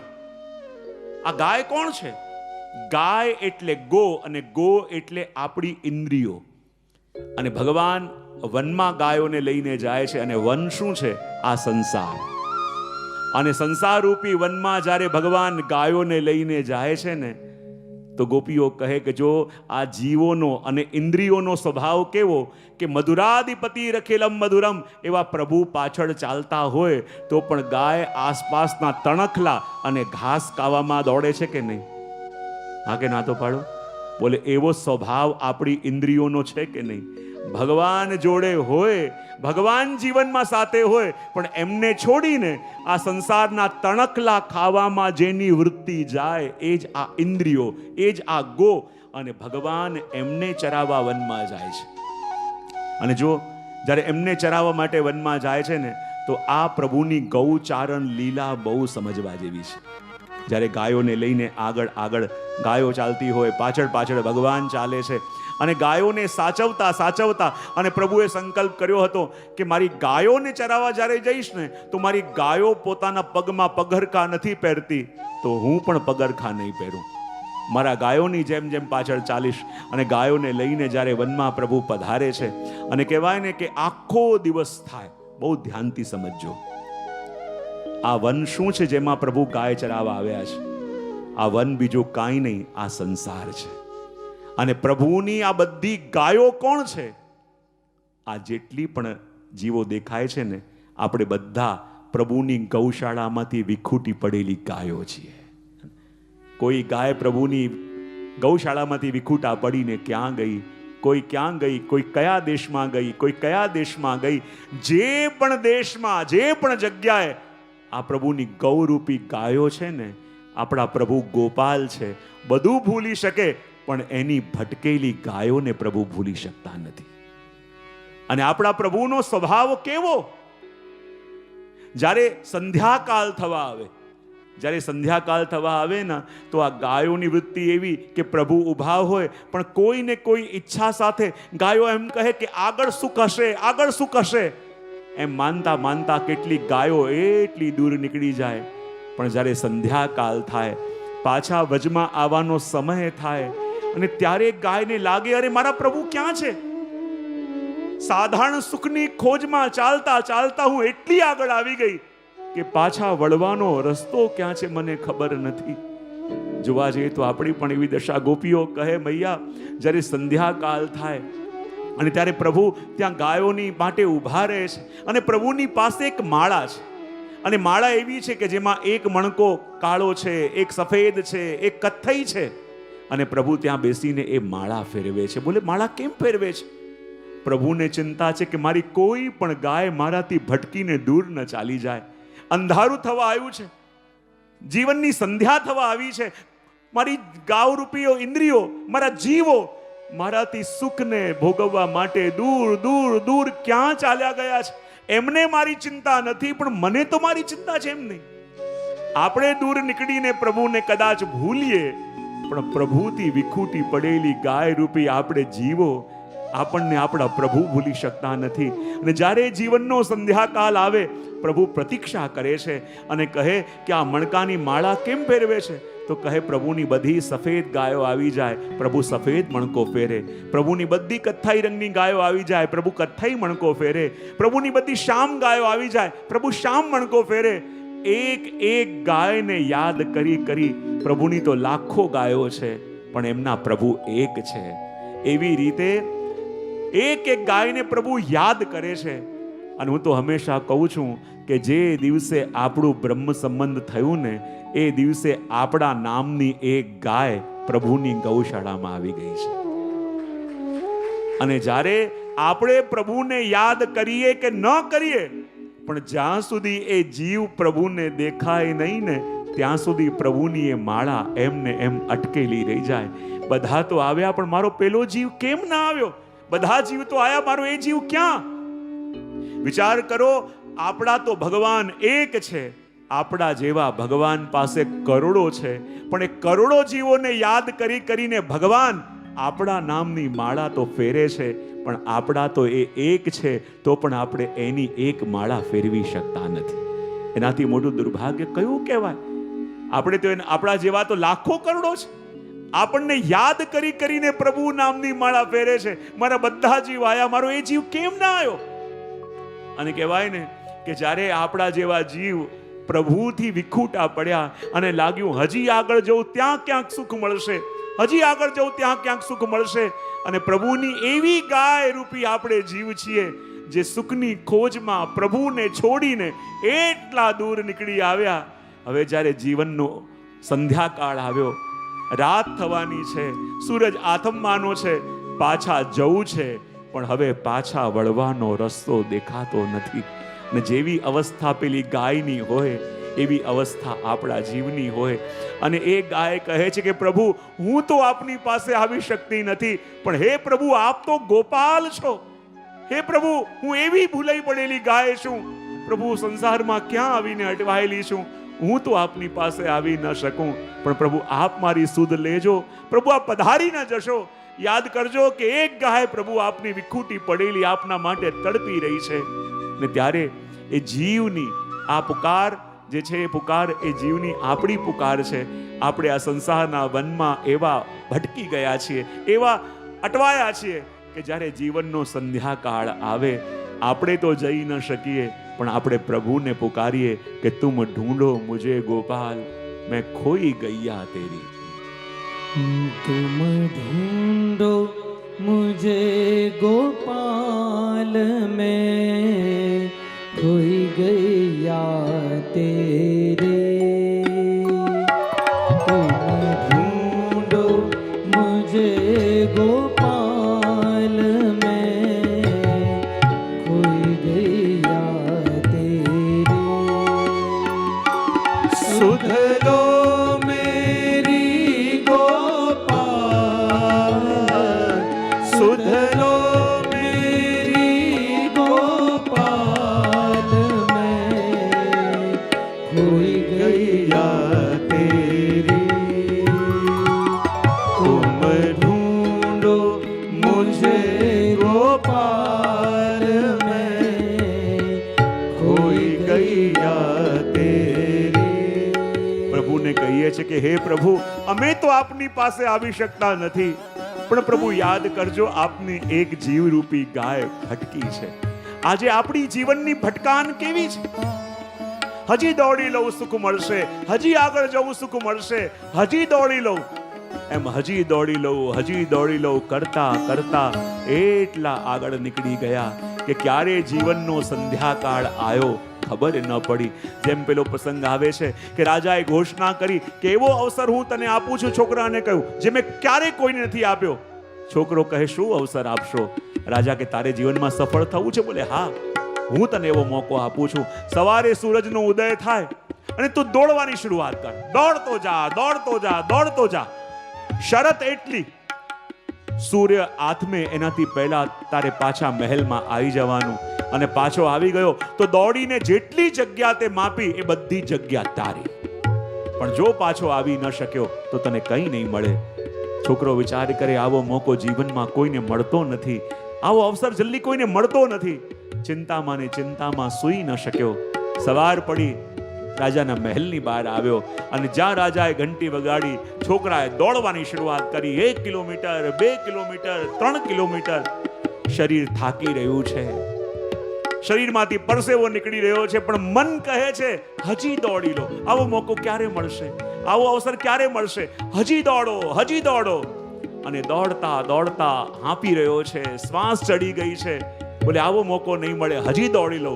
અને દોડતા દોડતા એટલો આગળ નીકળી ગયો અને જ્યાં આકાશ તરફ જોયું, શું જોયું? સૂર્ય આથમવાનો સમય થયો છે. વિચાર કરવા લાગ્યો. રાજાએ તો શરત મૂકી હતી કે સૂર્ય હાથમાં એનાથી પહેલા પાછા આવી જવાનું. જો આવી નહીં શકે તો કઈ નહીં મળે.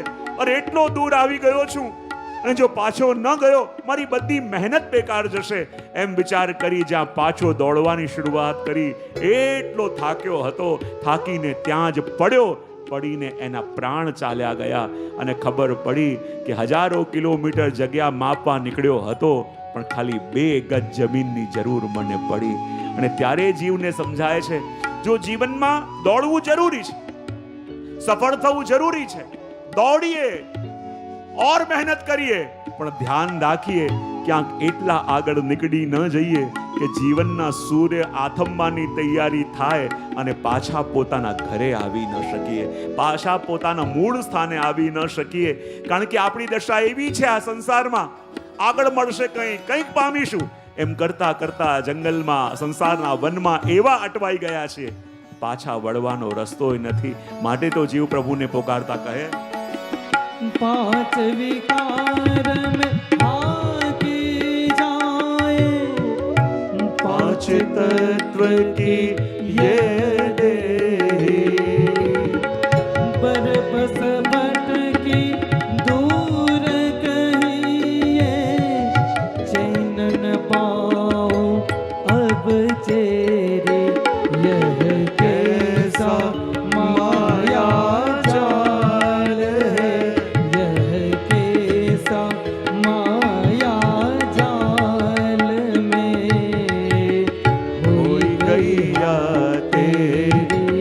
બધા પુકારો તુમ ढूंढो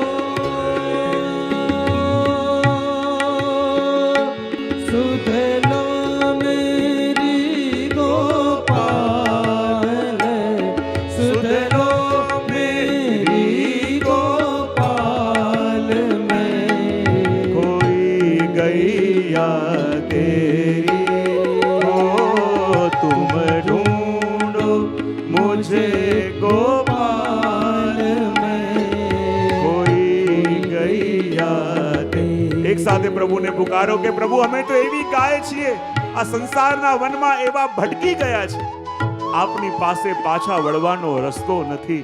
અમે તો પ્રભુ યાદ કરી શકતા નથી પણ પ્રભુ આ જીવની સુધ આપ લેજો. એક સાથે હાથ ઉપર કરીને પુકારીશું સુધ લો મેરી ગોપાલ, સુધ લો મેરી ગોપાલ મેં खोई गैया तेरी हो तुम ढूंढो मुझे गोपाल में कोई गैया तेरी. જો તો ખરા ભગવાન પણ જ્યાં સુધી એમની એક ખોવાયેલી ગાય ન આવે ને પ્રભુ પાછા જઈ શકતા નથી. પ્રભુની આંખોમાં પણ એ જીવોને યાદ કરી કરીને અશ્રુ આવે છે. વિચાર કરો એ પ્રભુ જ્યારે ગૌચારણ કરવા જાય છે તો ગૌચારણ કરવાની લીલા શું છે?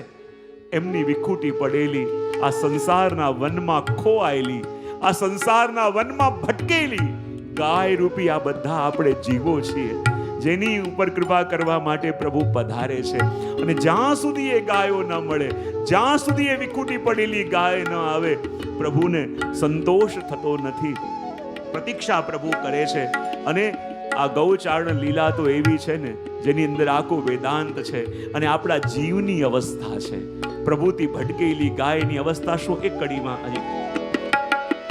यमुना तटना बंसी बटना गोपी ग्वाल कोई दिशे कुसुमलताना तेरी जटाना पास पंजेरो कोई दिशे अब सांझ गई घनश्याम अब सांझ गई घनश्याम में कोई गैया तेरी हो तुम ढूंढो मुझे गोपाल में कोई गैया तेरी. प्रभु को पुकारे सुध लो मेरी गोपाल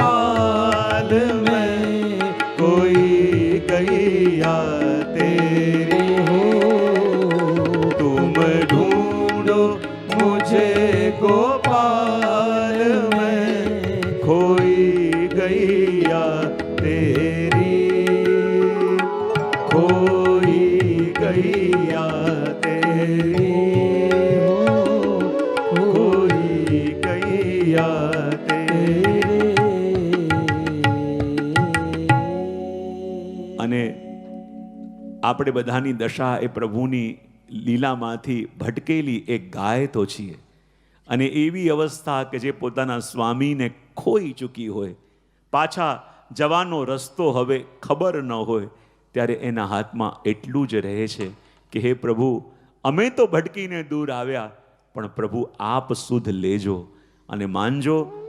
આ પ્રભુની ગૌશાળામાંથી ભટકીને ગાય ક્યાં ક્યાં ગઈ, આ દેશમાં પણ આવી, પણ જ્યારે આ દેશમાં આવેલી ગાયો એ જ કૃષ્ણની કથારૂપી મંદિરમાં આવ્યા, ત્યારે માનજો આજે ગોપાલે તમારી બધાની સુધી લીધી છે. ક્યાં સુધી ભટકતા રહ્યા, ક્યાં સુધી એનાથી વિખૂટા પડીને રહ્યા, પણ આજે પ્રભુના ધામમાં આવ્યા ને, પ્રભુએ સુધી લીધી છે. ઘણી વાર હું કહું ને કે આપણે તો પ્રભુને યાદ કરીએ, ગુરુને યાદ કરીએ, પણ આજે પ્રભુએ આપણને યાદ કર્યા છે, ગુરુએ યાદ કર્યા છે, આપણને ખબર કેવી રીતે પડે? આપણે તો નિત્ય નામ લેતા હોઈએ, નિત્ય જપતા હોઈએ, નિત્ય ગુરુનું પણ સ્મરણ કરતા હોઈએ, પણ આજે એમણે યાદ કર્યા, ખબર કેવી રીતે પડે? હંમેશા કહું કે 24 કલાક લૌકિક કાર્યોમાં રત એવું આપણું મન, આખો દિવસ લૌકિક કાર્યોમાં પરોવાયેલું એવું આપણું મન, અને એ મનની અંદર જ્યારે ભગવત કથામાં જઈને બેસવાનું મન થાય, તો માનજો આપણી ઈચ્છા નથી, આજે પ્રભુએ આપણને યાદ કર્યા છે. આપણે તો એને રોજ યાદ કરતા હતા, પણ આજે એના મનમાં યાદ આવી છે કે મારી એક ભટકેલી ગાય ક્યાંક છે. જ્યાં સુધી એ મારી પાસે ન આવે, મને સુખ કેવી રીતે મળે? અને જ્યારે પ્રભુ જીવને યાદ કરે, એનાથી વધીને બીજું શું હોય? આપણે ભલે ભૂલી જઈએ, પણ એ ભૂલતા નથી. આપણે ચાહે એને યાદ ન કરીએ ને, પણ આપણને યાદ કરી કરી એની આંખમાં તો આંસુ જરૂર આવે છે. આપણે એનું નામ બોલીએ કે ન બોલીએ, પણ આપણું નામ એના મુખમાં નિત્ય આવે છે. જ્યારે એ યાદ કરે છે, ત્યારે એ એમના જીવોની વચ્ચે આપણને બોલાવે છે. નિશ્ચિત પ્રભુએ આપણને યાદ કર્યા છે. અને એટલા માટે તો આ ગૌચરણ લીલા પણ પ્રભુએ કરી. અને જ્યારે ગૌચરણ લીલા કરતા કરતા એકવાર પ્રભુ તાલવનમાં પધાર્યા. તાલવનમાં ધેનુકાસુર હતો, ગર્ધબના રૂપમાં ત્યાં રહેતો, પોતે પણ ફળ ન ખાય અને બીજાને ખાવા પણ ન દે. અને ત્યાં જ્યારે ભગવાન પધાર્યા, પ્રભુને ભૂખ લાગી હતી, બધા ગયા, ધેનુકાસુર કોઈને ફળ ન લેવા દે, ત્યારે દાઉજીએ જઈને પેલા ધેનુકાસુરનો વધ કર્યો, ધેનુકાસુરને માર્યો. અને ધેનુકાસુરને માર્યો અને પાછા પછી બધા આવ્યા, અને ત્યાં જ કોઈએ આવીને ભગવાનને કહ્યું કે પ્રભુ શું બતાવીએ, એક સમસ્યા થઈ છે. બોલે શું? બોલે યમુનાજીની અંદર કાલીય નાગ આવીને વસ્યો છે, અને કાલીયના વિષથી યમુનાજીના જલમાં એટલું વિષ ભળી ગયું છે, એટલું વિષ ભળી ગયું છે કે જ્યારે પક્ષી ઉપરથી ઉડતા ઉડતા જાય અને વિષની ગંધથી મૂર્છિત થઈને પક્ષી નીચે પડે અને એ જળ ઉડીને કિનારા પર જાય, તો એટલું વિષ છે કે કિનારાની બધી વનસ્પતિ બળીને રાખ થઈ ગઈ છે. જુઓ, ભગવાન કાલીયનું દમન કરીને યમુનાજીની રક્ષા કરવા જવાના છે, યમુનાજીને શુદ્ધ કરવા જવાના છે. જોવા જઈએ તો આજે પણ વ્રજમાં જઈએ તો આવી જ અવસ્થા આપણને દેખાય છે કે નહીં? જ્યારે જ્યારે પણ વ્રજમાં જઈએ, શ્રી યમુનાજીના એ સ્વરૂપને જોઈએ તો આજે પણ આપણને પીડા થાય કે ન થાય? અને પીડા થવી જોઈએ જો વૈષ્ણવ છીએ તો. પીડા ન થાય તો પછી વૈષ્ણવ કેવો? અને આજે જ્યારે વ્રજમાં આપણે જઈએ અને યમુનાજીની અંદર એ મલિનતા, એ પોલ્યુશન કે દૂષણ જોઈએ, આપણું અંતરાત્મા કકળવું જોઈએ કે આપણે આટલા બધા વૈષ્ણવ છીએ અને વૈષ્ણવ હોવા છતાં આપણે કેમ કંઈ કરી ન શકીએ? જો કોઈ પણ વસ્તુ છે ને કોઈના માથે ઢોળવી બહુ સહેલી છે કે આ નથી કરતા, પેલા નથી કરતા. આપણે બધા સેવક છીએ કે નહીં? આપણે બધા.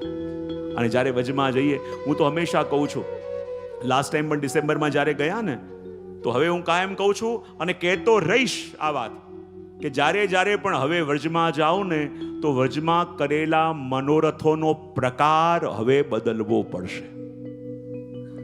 સમય સંજોગ બદલાય એમ પ્રકાર બદલવો પડશે. સૌથી પહેલા મેં વાત કરી હતી લાસ્ટ ટાઈમ ચુંદરી મનોરથની, પણ હમણાં ડિસેમ્બરમાં આપણે વૃંદાવનમાં ચુંદરી મનોરથ થયો ને, જે વૈષ્ણવ ઉત્સવ રાખ્યો તો મને કહે અમારે ચુંદરી ઉત્સવ કરવો છે. મેં કહું કે તમે ચુંદરી પધરાવો અને ચુંદરી પોતાના ઘરે લઈ જાઓ, એવા ઉત્સવ હવે મારે કરવા નથી. તો કે શું કરવાનું? મેં કહ્યું કે મથુરામાં વજમાં જઈએ ને તો ત્યાંની કોઈ પણ ગવર્મેન્ટની સ્કૂલ કે જેની નાની નાની સાધારણ બાલિકા હોય ને, એવી 111 બાલિકાઓને લાવો, એમને ગમે એવા નવા ચણિયાચોલી એમને પહેરાવો, એમને યમુનાજીના તટ પર બેસાડો, યમુનાજીનું પૂજન કરો, આ કુમારિકા બાલિકાઓનું પૂજન કરો. અને જેટલા પણ વૈષ્ણવ આવ્યા હતા કે અમારે કંઈક આપવું છે, મેં કીધું જે આપવું છે ને બાલિકાઓને આપો. અને એ વખતે વૃંદાવનમાં એ ઉત્સવ થયો દેવરા ઘાટ ઉપર, અને ત્યાં 111 બાલિકાઓ નાની નાની ગવર્મેન્ટની સ્કૂલની અને સાધારણ પરિવારમાંથી નવા વસ્ત્રો પહેરાવવામાં આવ્યા. અને જેટલા વૈષ્ણવ હતા ને, મેં કહું તમારે જે આપવું છે ને તમારા હાથે બાલિકાઓને આપજો. અને યમુનાજીનું પૂજન કરી મેં કહું આ બાલિકાઓ છે ને યમુનાજીની કન્યાઓ છે.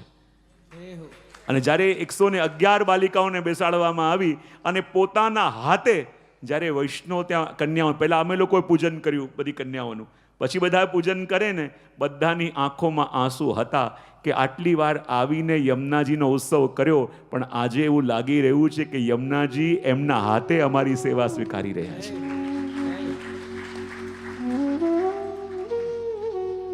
આપણે જે પહેલા દંડવતી વખતે આખું ગિરાજીમાં આપણે આખું સફાઈ અભિયાન કરાયું હતું. અને એવી રીતે આ બાલિકાઓને હું તો કહીશ કે યમુનાજીના મનોરથ કરવા હો તો કંઈક એવી રીતે કરજો. પછી ત્યાં આપણે નક્કી કર્યું, ત્યાં આપણા પુષ્ટિ પરિવાર દ્વારા જ ત્યાં ઘણી બધી વ્રજ છે, તો પ્રભુને પ્રિય શું છે બોલે ગાય. અને ટ્રાફિક બહુ વધ્યો અને કોઈને કોઈ ગાયનું એક્સિડન્ટ થાય. હવે ગાયનું એક્સિડન્ટ થાય તો એ ગાયને ઉચકીને હોસ્પિટલ કેવી રીતે લઈ જવી એ સમસ્યા આવતી હતી. તો આપણે આપણા પુષ્ટિ પરિવાર દ્વારા ત્યાં વ્રજમાં કાઉ એમ્બ્યુલન્સ શરૂ કરી કે જેની અંદર હાઇડ્રોલિક લિફ્ટ દ્વારા કોઈ પણ ફોન કરે, લિફ્ટ ત્યાં જાય અને એને હાઇડ્રોલિક લિફ્ટ દ્વારા ગાયને લઈ જઈ અને એને હોસ્પિટલ લેવાય. અને આજે કહેતા આનંદ થાય છે કે દર મહિને 50 થી 60 ગાયોનું રેસ્ક્યુ આપણા દ્વારા ત્યાં થઈ રહ્યું છે. અને હવે અમારી ઈચ્છા છે કે જો જતીપુરાના ક્ષેત્રમાં લગભગ 100 કિલોમીટર સુધી ફોન આવે છે ગાયો માટે, અને હવે એક વૃંદાવનમાં પણ કરવાના છીએ, એક બરસાનામાં પણ આવી રીતે કરવાના છીએ. અને બીજી એક સંકલ્પ એ પણ લીધો છે મેં કે જ્યારે ગિરાજીની પરિક્રમા થતી હોય ને જતીપુરામાં, એક સાથે પૂનમ હોય ને 5-5 લાખ 10-10 લાખ લોકો પરિક્રમા કરતા હોય. અને એવા ટાઈમમાં યદી કોઈ ઇમરજન્સી આવે, કોઈને ડિહાઇડ્રેશન થયું, કોઈને હાર્ટનો પ્રોબ્લેમ થયો, તો ત્યાં કોઈ પણ પ્રકારની ફેસિલિટી પહોંચાડી ન શકાય. એક સાયકલ પણ ચાલવાની, આપણે ચાલવાની તૈયારી ન હોય, જગ્યા ન હોય, તો વાહન ક્યાંથી આવે? તો એના માટે આપણે સ્પેશિયલ એક એવું બાઇક ડિઝાઇન કરાવી રહ્યા છીએ કે જ્યારે પણ કોઈ ઇમરજન્સી હોય, આખા ગિરાજીની પરિક્રમા માર્ગમાં એ નંબર લગાવવામાં આવે. કોઈ પણ ઇમરજન્સી ફોન કરે તો ત્યાં 2-2 કિલોમીટરે ડૉક્ટરોનો સંપર્ક કરીને એ બાઇક એમને આપવામાં આવશે કે રોડ પર ચાલવાની જગ્યા ન હોય પણ સાઈડમાં જે ફૂટપાથ છે ને એના ઉપરથી એ બાઇક લઈને આવી શકે અને કોઈ પણ માંદું હોય એને મેડિકલ પ્રોટેક્શન ત્યાં મળી શકે. આપણા એક બે સેવક છે, એમણે તૈયારી બતાવી કે મારે ઉત્સવ કરવો છે. મેં કીધું કે ત્યાં સફાઈનું કરો, તો એમણે પોતાનું આખું એક પેડ સ્ટાફ વિશ્રામ ઘાટે રાખી દીધો છે. આપણા એક સેવક છે મુંબઈવાળા, અને કે રોજ સવાર સાંજ મેં કીધું કે તમારો આજ મનોરથ છે, આ મનોરથ કર્યા કરો. પેડ સ્ટાફ રાખો, સવારે અને સાંજે રોજ વિશ્રામ ઘાટની સફાઈ કરવાની. અને હવે તો અમે ત્યાં સૂચના આપેલી છે કે ગિરાજીની પરિક્રમા માર્ગમાં જે સ્થાન ઉપર વધારે ગંદકી રહે છે ને એને આઈડેન્ટિફાય કરીએ છીએ અને ત્યાં પરમનન્ટ એક સ્ટાફ જ 2 મૂકી દેવા છે કે જેનું કાર્ય કચરો થાય ને સાફ કરવું. આપણે ગમે ત્યારે જઈએ, સાફ કરીને ચાલ્યા જઈએ, 3 દિવસ પછી એનું એ. મેં કીધું કે હવે મનોરથ કરવા હોય ને તો વજમાં જોઈને એવા મનોરથ કરજો કે આ જગ્યાએ જઈને અમારે વૃક્ષો વાવા છે, આ જગ્યાએ જઈને જે સાધારણ બાલિકાઓ છે એમને સેવા ઉપયોગી થવું છે, ત્યાંની ગાયોના પ્રોટેક્શન માટે કંઈક કરવું છે, ત્યાંના બાળકોના એજ્યુકેશન માટે કંઈક કરવું છે, એવા મનોરથ કરજો. હવે સમય એવો છે અને કરવું પડશે. અને બીજા બધા તો આપણે બહુ કરી લીધા, અને આ કરીશું ને તો વાસ્તવમાં વ્રજમાં જઈને પ્રભુને આપણે કંઈક સુખ થાય એવું કરીને આવ્યા એ માની શકાશે. અને આ સમયની માંગ છે અને પ્રભુની કૃપાથી સુંદર કાર્ય થઈ રહ્યા છે. અને યમુનાજીની શુદ્ધિકરણ ઉપર જ જ્યારે હમણાં એક બીડું લીધું છે અને યમુનાજીની શુદ્ધિકરણ માટે થઈને આપણે દિલ્હીમાં રાજઘાટ જેવા ક્ષેત્રની અંદર એવું આયોજન આપણે કર્યું હતું કે 10 થી 15 હજાર લોકો ત્યાં દિલ્હીના ભેગા થયા હતા. એની અંદર 4 થી 5 કેન્દ્રીય મંત્રીઓ હતા. અને આપણે કહ્યું કે હવે યમુનાજીના શુદ્ધિકરણ ઉપર કાર્ય થાય. પછી બધે વાત થતી હતી એટલે મનમાં એક જ વિચાર આવ્યો કે યમુનાજી તો આપણા માં છે, અને હું કાયમ એક વાત કહું કે માં બીમાર હોય તો એનું પૂજન નહીં, એનો ઉપચાર કરવો જોઈએ. અને ઉપચાર કેવી રીતે થાય? મેં કહું જુઓ, મનમાં વિચાર આવ્યો તો યમુનાજીના ઉત્સવના દિવસે કે હવે યમુનાજી જો ચાહે તો એક ઘડીની વાર લાગે? હા કે ના તો પાડો. યમુનાજી સર્વસામર્થવાન છે, એ ચાહે કે મારે મૂળ સ્વરૂપે આવવું છે તો એક ઘડીની વાર ન લાગે.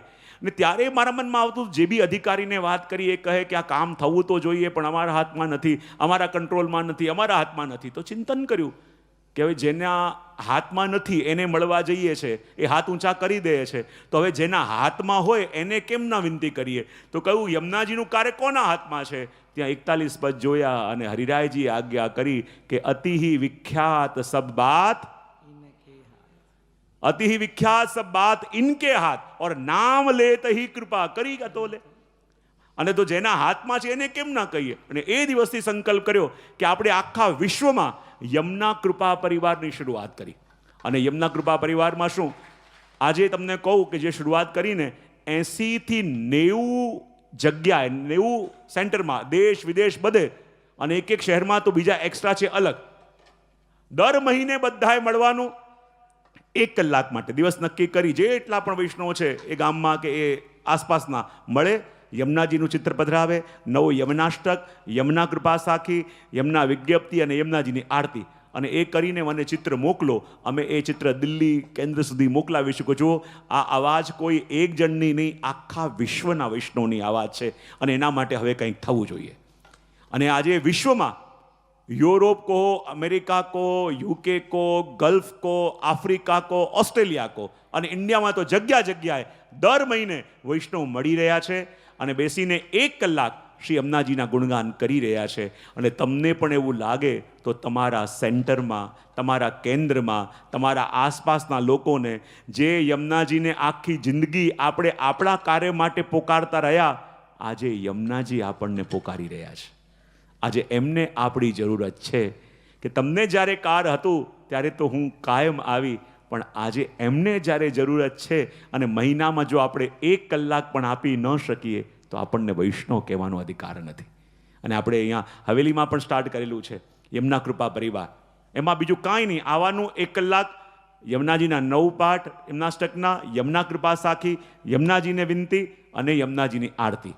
આટલું કરી શકીએ ને તો યમુનાજીને લાગશે કે મારા વૈષ્ણવો ખાલી વાતો નથી કરતા, એ પોતે કમિટેડ છે કે હવે યમુનાજીની શુદ્ધિકરણ થવું જોઈએ. અને જ્યારે પ્રત્યેક વિશ્વના વૈષ્ણવના મનની અંદર આ સંકલ્પ છે, એવું યમુનાજીને જે દિવસે લાગ્યું ને, યમુનાજીનું મૂળ સ્વરૂપ પ્રગટતા 2 ઘડીની વાર નહીં લાગે. અને જ્યાં વૈષ્ણવોએ આ પાઠ શરૂ કર્યા અને હવે સમાચાર આવવા લાગ્યા કે દિલ્હી સરકારે પણ શુદ્ધિકરણની બધી મશીનો લગાવી દીધી છે, આ થવા લાગ્યું છે, આ થવા લાગ્યું છે. અને જે રીતના હવે સમાચાર મળવા આવ્યા છે ને, મને લાગે છે કે યમુનાજી બહુ શીઘ્ર પોતાના મૂળ સ્વરૂપના દર્શન આપણને જરૂર કરાવશે. અને આ જ દેહથી, આ જ જીવનમાં આપણે યમુનાજીના એ મૂળ સ્વરૂપના દર્શન, એ શુદ્ધ સ્વરૂપના દર્શન કરીએ ને તો આપણને લાગે કે આપણું જીવન ધારણ કરેલું સાર્થક થયું. ખાલી આંખો બંધ કરીને પ્રભુનું સ્મરણ કરે એ વૈષ્ણવ નહીં, આંખ ખુલ્લી રાખી ભગવદ કાર્યો કરે ને એ વૈષ્ણવ કહેવાય. જ્યારે જ્યારે પ્રભુને આપણા સાથની જરૂરત હોય ત્યારે ઊભા રહીને એ કાર્ય કરીએ ને, એ પણ ભગવદ કાર્ય કહેવાય. અને જે સમયે સંજોગ પ્રમાણે આપણે જાણવું પડે, ખાલી આપણને ગમે એ સેવા નહીં, એને જે સુખ આપે એ સેવા. અને આ વખતે એનું સુખ શેમાં છે એ જાણીને આપણે કરીએ ને, એ આપણી સાચી સેવા કહેવાય. તો આ યમુનાજીના જલની અંદર જે કાલીનું વિષ ભળેલું છે, અને પ્રભુ પોતે સક્રિય થયા, પ્રભુને સહન ન થયું કે શ્રી યમુનાજીની અંદર આ કાલી આવીને વસ્યો છે અને વિષ ભળ્યું છે, શું કરવું જોઈએ? અને ભગવાન એમ કહેવાય છે કે કદમના વૃક્ષ ઉપર ઊભા થયા. અને મહાપ્રભુજી કહે કે જ્યાં વિષથી આસપાસની બધી પ્રકૃતિ બળી ગઈ હતી, એક જ કદમનું ઝાડ એવું હતું કે જે લીલું હતું. ત્યારે મહાપ્રભુજી કહે કે વિષની અસર આસપાસની બધી પ્રકૃતિ ઉપર થઈ, બધી પ્રકૃતિ બળી ગઈ, પણ એક જ કદમનું ઝાડ બળ્યું કેમ નહોતું? તો મહાપ્રભુજી કહે કે રોજ ગરુડજી અમૃતનો કળશ લઈને આવતા અને આ કદમના વૃક્ષ ઉપર પધરાવતા, અને અમૃતના કળશનો સ્પર્શ હોવાને કારણે વિષની વચ્ચે રહીને પણ એ કરમાયું નહીં. તો કહેવાય આ સંસાર એ તો વિષની સરિતા છે, પણ જીવનમાં મળેલો ભક્તોનો સંગ અને જીવનમાં મળેલો સત્સંગ એ અમૃતનો કળશ છે. અને અમૃતનો કળશ સ્પર્શતો રહેશે તો ક્યારે પણ સંસારનો વિષ આપણા ઉપર ચડશે નહીં. અને એટલા માટે ભગવાન એ કદમના વૃક્ષ ઉપર ઊભા થઈ જ્યારે છલાંગ લગાવી અને જ્યાં યમુનાજીની અંદર પધાર્યા અને પેલો કાળિયુગ જાગ્યો અને જ્યાં ભગવાનની સાથે યુદ્ધ કરવા માટે આવ્યો અને ભગવાન યુદ્ધ કરવા લાગ્યા અને કાલીએ પ્રભુને પોતાના ફણાઓની અંદર લપેટી લીધા અને જ્યાં પ્રભુને બરાબર બાંધ્યા અને કહેવાય પ્રભુ પોતાના શ્રીઅંગનો વિસ્તાર કરવા લાગ્યા અને જ્યાં પોતાના શ્રીઅંગનો વિસ્તાર કરવા લાગ્યા અને જેમ જેમ વિસ્તાર કરે છે એમ એમ કાલીયની નસ તૂટે છે. અને જ્યાં જ્યાં કાલીયની નસ તૂટવા લાગી કાલીએ એટલું જ કહ્યું કે પ્રભુ આપના શરણે છું. અને ભગવાને એ કાલીનું શરણ ગ્રહણ કરી અને જ્યાં પોતાના શ્રીઅંગને સંકુચાયો અને ભગવાન છલાંગ લગાવી કાલીના માથે ઊભા થયા. અને કાલીના માથે ઊભા રહી જ્યાં ચરણોથી એક એક પ્રહાર કરે અને એક પ્રહાર કરે, ક્યારે વિષ ઉડે, ક્યારેક રક્ત ઉડે અને ક્યારેક રક્ત અને ક્યારેક વિષ પ્રભુના મસ્તક ઉપર લાગે. અને એવું લાગે છે કે જાણે દેવતાઓએ રક્તમણી અને નીલમણીથી પ્રભુની સેવા કરી હોય એવું દર્શન થઈ રહ્યું છે. અને ભગવાને કાલીની ફણા ઉપર તાંડવ નૃત્ય કર્યું. જો અમારા પ્રભુ રાસના રચયિતા તો છે, પણ જ્યારે જરૂર પડે ત્યારે તાંડવ પણ કરી જાણે છે. તાંડવ ગતિ મુંડન પર નિર્તત હે બનવારી, પમ પમ પમ પટ પગ પટકત ફમ ફમ ફમ ફનન ઉપર બિમ બિમ બિમ બિનતી કરત નાગ વધુ આઈ. ભગવાન તાંડવ પણ કરે છે. અને જ્યારે ભગવાને કાલીને નાથ્યો, દાસીજી બી આવ્યા છે, કાલીને નાથ્યો અને નાગપત્નીઓ ત્યાં વિનંતી કરવા માટે આવી. અને જ્યારે નાગપત્નીઓ વિનંતી કરવા માટે આવી અને કહેવા લાગી કે હવે આપ મારા સ્વામીનું શું કરશો? ભગવાન કે હવે તમારા સ્વામીને, આ નાગને, કાલીને હું દંડ આપીશ. અને જ્યાં આવો કહ્યું નાગપત્નીઓ હસવા લાગી. ભગવાન કહે હું કહી રહ્યો છું તમારા સ્વામીને, તમારા પતિને દંડ આપીશ, તમે હસી રહી છો. ત્યારે નાગપત્ની કહે કૃપાનાથ, આપ પોતાને જેટલા નથી જાણતા ને એટલા આપના ભક્તો આપને જાણે છે. આપ કહી રહ્યા છો કે આપ મારા સ્વામીને દંડ આપશો, પણ અમે જાણીએ છે આપને દંડ આપતા આવડતું જ નથી, આપને માત્ર કૃપા કરતા જ આવડે છે. ભગવાન કે શું વાત કરો છો, મને દંડ આપતા નથી આવડતું? બોલે નથી આવડતું. ભગવાન કે હમણાં દંડ આપું. એમ વિચાર કરી ભગવાને છલાંગ લગાવી કાલીની ફણા ઉપર આવી ગયા અને જોર જોરથી ચરણોનો પ્રહાર કાલીના ફણા ઉપર કરવા લાગ્યા. બોલો દંડ આપું છું કે નહીં? ત્યારે નાગપત્નીઓ કહે કૃપાનાથ, જે ચરણની પ્રાપ્તિ માટે લક્ષ્મીજી તરસે એ ચરણ એમને ન મળે. જે ચરણની પ્રાપ્તિ માટે મોટા મોટા દેવતાઓ તરસે એ ચરણ એમને ન મળે. અને એ ચરણ આપે સ્વેચ્છાએ કાલીના માથે પધરાઈ દીધા. તો પ્રભુ આ દંડ છે કે કૃપા છે? ભલે આપ કહેતા હો કે આપ કોઈને દંડ આપો છો, પણ અમે જાણીએ છીએ આપને દંડ આપતા આવડતું જ નથી, આપને કૃપા કરતા આવડે છે. ભગવાન કેવી વાત છે, હમણાં દંડ આપું. ભગવાન કૂદકો મારીને નીચે ઉતર્યા અને હાથથી કાલીના માથે પ્રહાર કરવા લાગ્યા. જો હવે દંડ આપું છું કે નહીં? ત્યારે ગોપીઓ કહે પ્રભુ, આગળ ગોપી ગીતમાં ગોપીઓ ગાઈ ગાઈને થાકી જશે કે આપનો શ્રી કર મારા માથે પધરાવો, શ્રી કર માથે પધરાવો. તો જે આપનો શ્રીહસ્ત આપે ગોપીઓના માથે ન પધરાયો, એ શ્રીહસ્ત આપે કાલીના માથે પધરાવી દીધો. તો પ્રભુ આ દંડ છે કે કૃપા છે? ભલે આપ કહેતા હો કે આપ કોઈને દંડ આપો છો, પણ અમે આપનો સ્વભાવ જાણીએ છીએ, આપને દંડ આપતા આવડતું જ નથી, આપને કૃપા કરતા જ આવડે છે. એ વાત ત્યાં સિદ્ધ થઈ. અને ભગવાને જો અઘાસુરને માર્યો, બકાસુરને માર્યો, પણ કાલીને માર્યો નહીં, કાલીને નાથ્યો. કાલી કોણ છે? મહાપ્રભુજી કહે ઇન્દ્રિયાધ્યાસ. અને ઇન્દ્રિયોને મરાય નહીં, ઇન્દ્રિયોને વળાય. જો આંખ જ ફોડી દેશો તો પ્રભુના દર્શન કોણ કરશે? આ જીવા જ કાપી દેશો તો પ્રભુના ગુણગાન કોણ કરશે? ઇન્દ્રિયોને મારી ન શકાય, ઇન્દ્રિયોને વળાય. ઇન્દ્રિયોનો નિગ્રહ થાય, ઇન્દ્રિયોનો કંટ્રોલ થાય. અને એટલા માટે કાલીયને માર્યો નહીં, કાલીયને નાથ્યો. પછી રાત્રિના સમયમાં બે વાર દાવાનલનું પાન ભગવાને કર્યું, પરમાસુર માર્યો. અને જ્યારે પંચ અધ્યાસોની નિવૃત્તિ થઈ ત્યારે શરદ ઋતુ આવી, અને શરદ ઋતુ આવી અને ભગવાને વેણુનાદ કર્યો, અને એ વેણુનું શ્રવણ કરીને જે ગોપીઓએ ગીત ગાયું એ છે વેણુ ગીત. એક શ્લોકનું ખાલી દર્શન આપણે કરીને આગળ જઈશું આપણા આજના પ્રસંગોમાં. અને જ્યારે ગોપીઓ ઘરમાં છે ને ભગવાન વનમાં છે, અને જ્યાં ભગવાને વેણુનાદ કર્યો ગોપીઓ ઘરમાં રહીને સાંભળી રહી છે, અને ભગવાને એમને બે શક્તિ આપી, દૂરદર્શન અને દૂર શ્રવણ.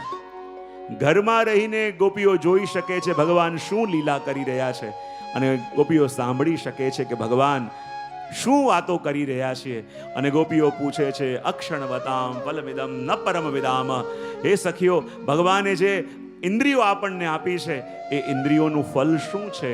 તો કહે જ્યારે આ ઇન્દ્રિયોનો વિષય ભગવાન બને, આ નેત્ર જ્યારે પ્રભુને જુએ, આ વાણી જ્યારે પ્રભુના ગુણગાન ગાય, કર્ણ પ્રભુને સાંભળે, ત્યારે આ ઇન્દ્રિયોનું ધારણ કરેલું સાર્થક થાય એમ કહ્યું છે. અને આગળ પ્રસંગ આવે છે કાત્યાયની વ્રતનો પણ, કે જ્યારે ગોપ માસ આવ્યો અને નાની નાની કન્યાઓ જ્યારે યમુનાજીના તટ પર જઈને માટીના શ્રી યમુનાજીનું સ્વરૂપ બનાવીને અને કાત્યાયની વ્રત કર્યું છે. અને કાત્યાયની વ્રત કર્યું છે અને શું ચાહે છે કે અમારા પ્રભુ અમને પતિ રૂપે મળે. નંદ ગોપ સુતમ દેહી પતિમ મે કુરુતે નમઃ. અને કહેવાય ને કાત્યાયની પાસે જઈને શું વિનંતી કરે છે કે હે પ્રભુ, હે મૈયા, એવી કૃપા કરો કે અમારા પ્રભુ અમને પતિ રૂપે મળે. અને કહેવાય ને આ વસ્તુ આપવાનું સામર્થ્ય કોની પાસે છે? બોલે શ્રી યમુનાજી પાસે. કારણ કે યમુનાજી કૃપા કરે તો સ્વામી મળે, યમુનાજી કૃપા કરે તો પ્રભુ મળે, યમુનાજી કૃપા કરે તો જ પ્રભુ સ્વામી રૂપે મળે. અને એટલે તો યમુનાજીની પાસે જઈને વિનંતી કરે છે કે હે યમુનાજી કૃપા કરો કે અમારા પ્રભુ અમને પતિ રૂપે મળે. અને સ્વામી રૂપે આપવાનું સામર્થ્ય શ્રી યમુનાજીનું છે. એટલે તો મને પૂજ્ય જીજીનું રચના યાદ આવે છે, યમુના તારા માધવસુ મુજને મિલાવ, મારા મનડાનો મોર મારા આંગણે નચાવ.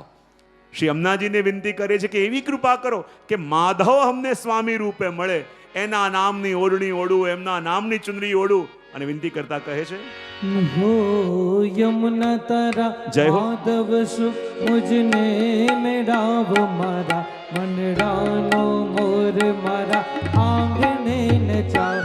હો યમુના તારા માધવ સુ મુજને મેળાવ, મારા મનડાનો મોર મારા આંગણે નચાવ. હો યમુના તારા જય હો. હો યમુના તારા, હો યમુના તારા માધવ સુ મુજને મેળાવ, મારા મનડાનો મોર મારા આંગણે નચાવ, મારા આંગણે નચાવ. હો યમુના તારા જય હો.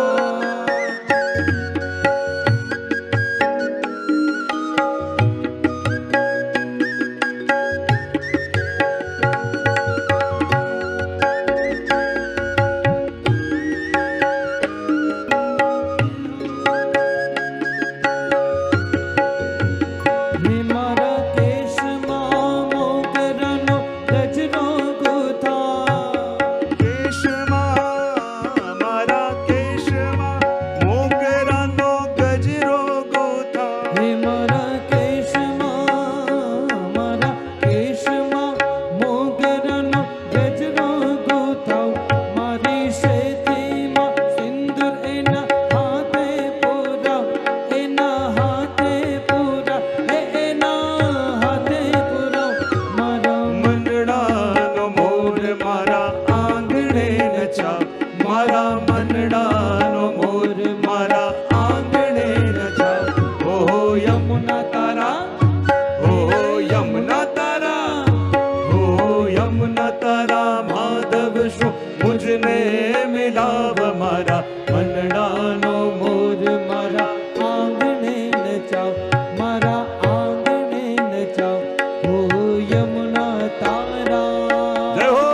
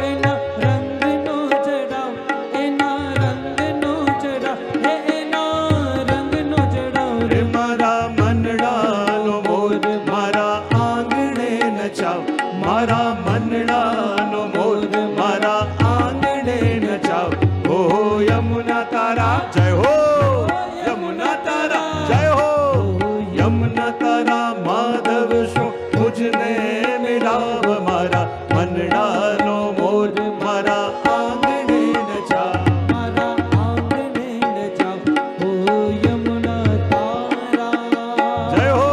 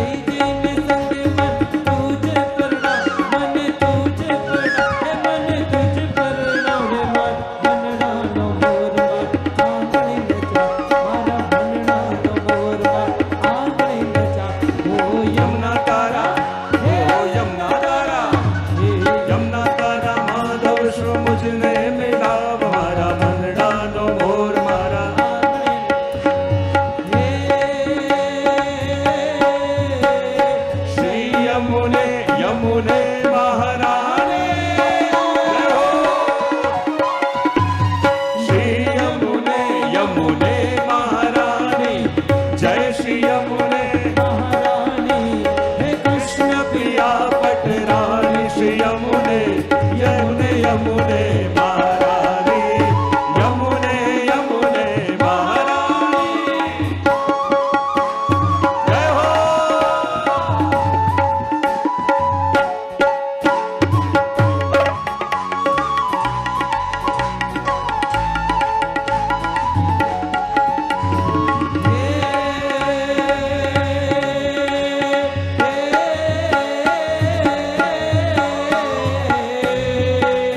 चतुर्थ प्रिया पटरानी श्री यमुने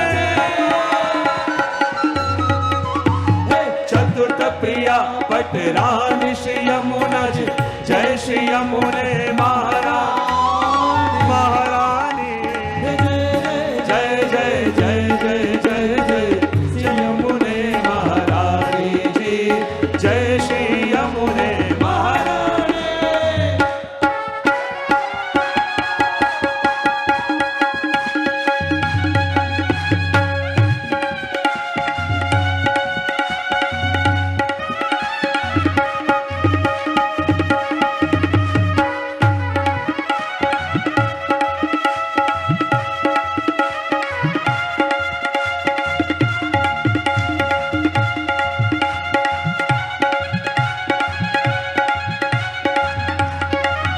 श्री यमुने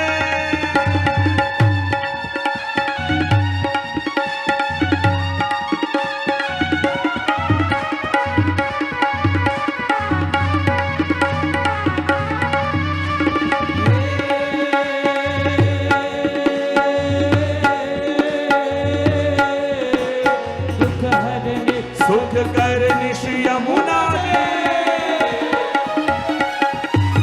दुख हरनी सुख करनी श्री यमुना जी जय श्री यमुने महारानी पुनीत कृपा करनारी जय श्री यमुने महारानी जय श्री यमुने महारानी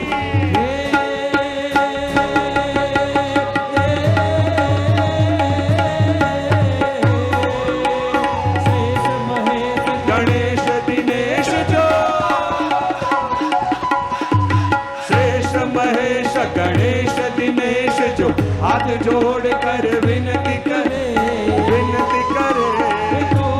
पार न पावत श्री यमुना जी जय जय जय जयकार करे जय जय जय जयकार करे जय जय जय जयकार करे जय जय जय जयकार करे जय जय जय जयकार करे जय जय जय जयकार करे जय जय जय जयकार करे जय जय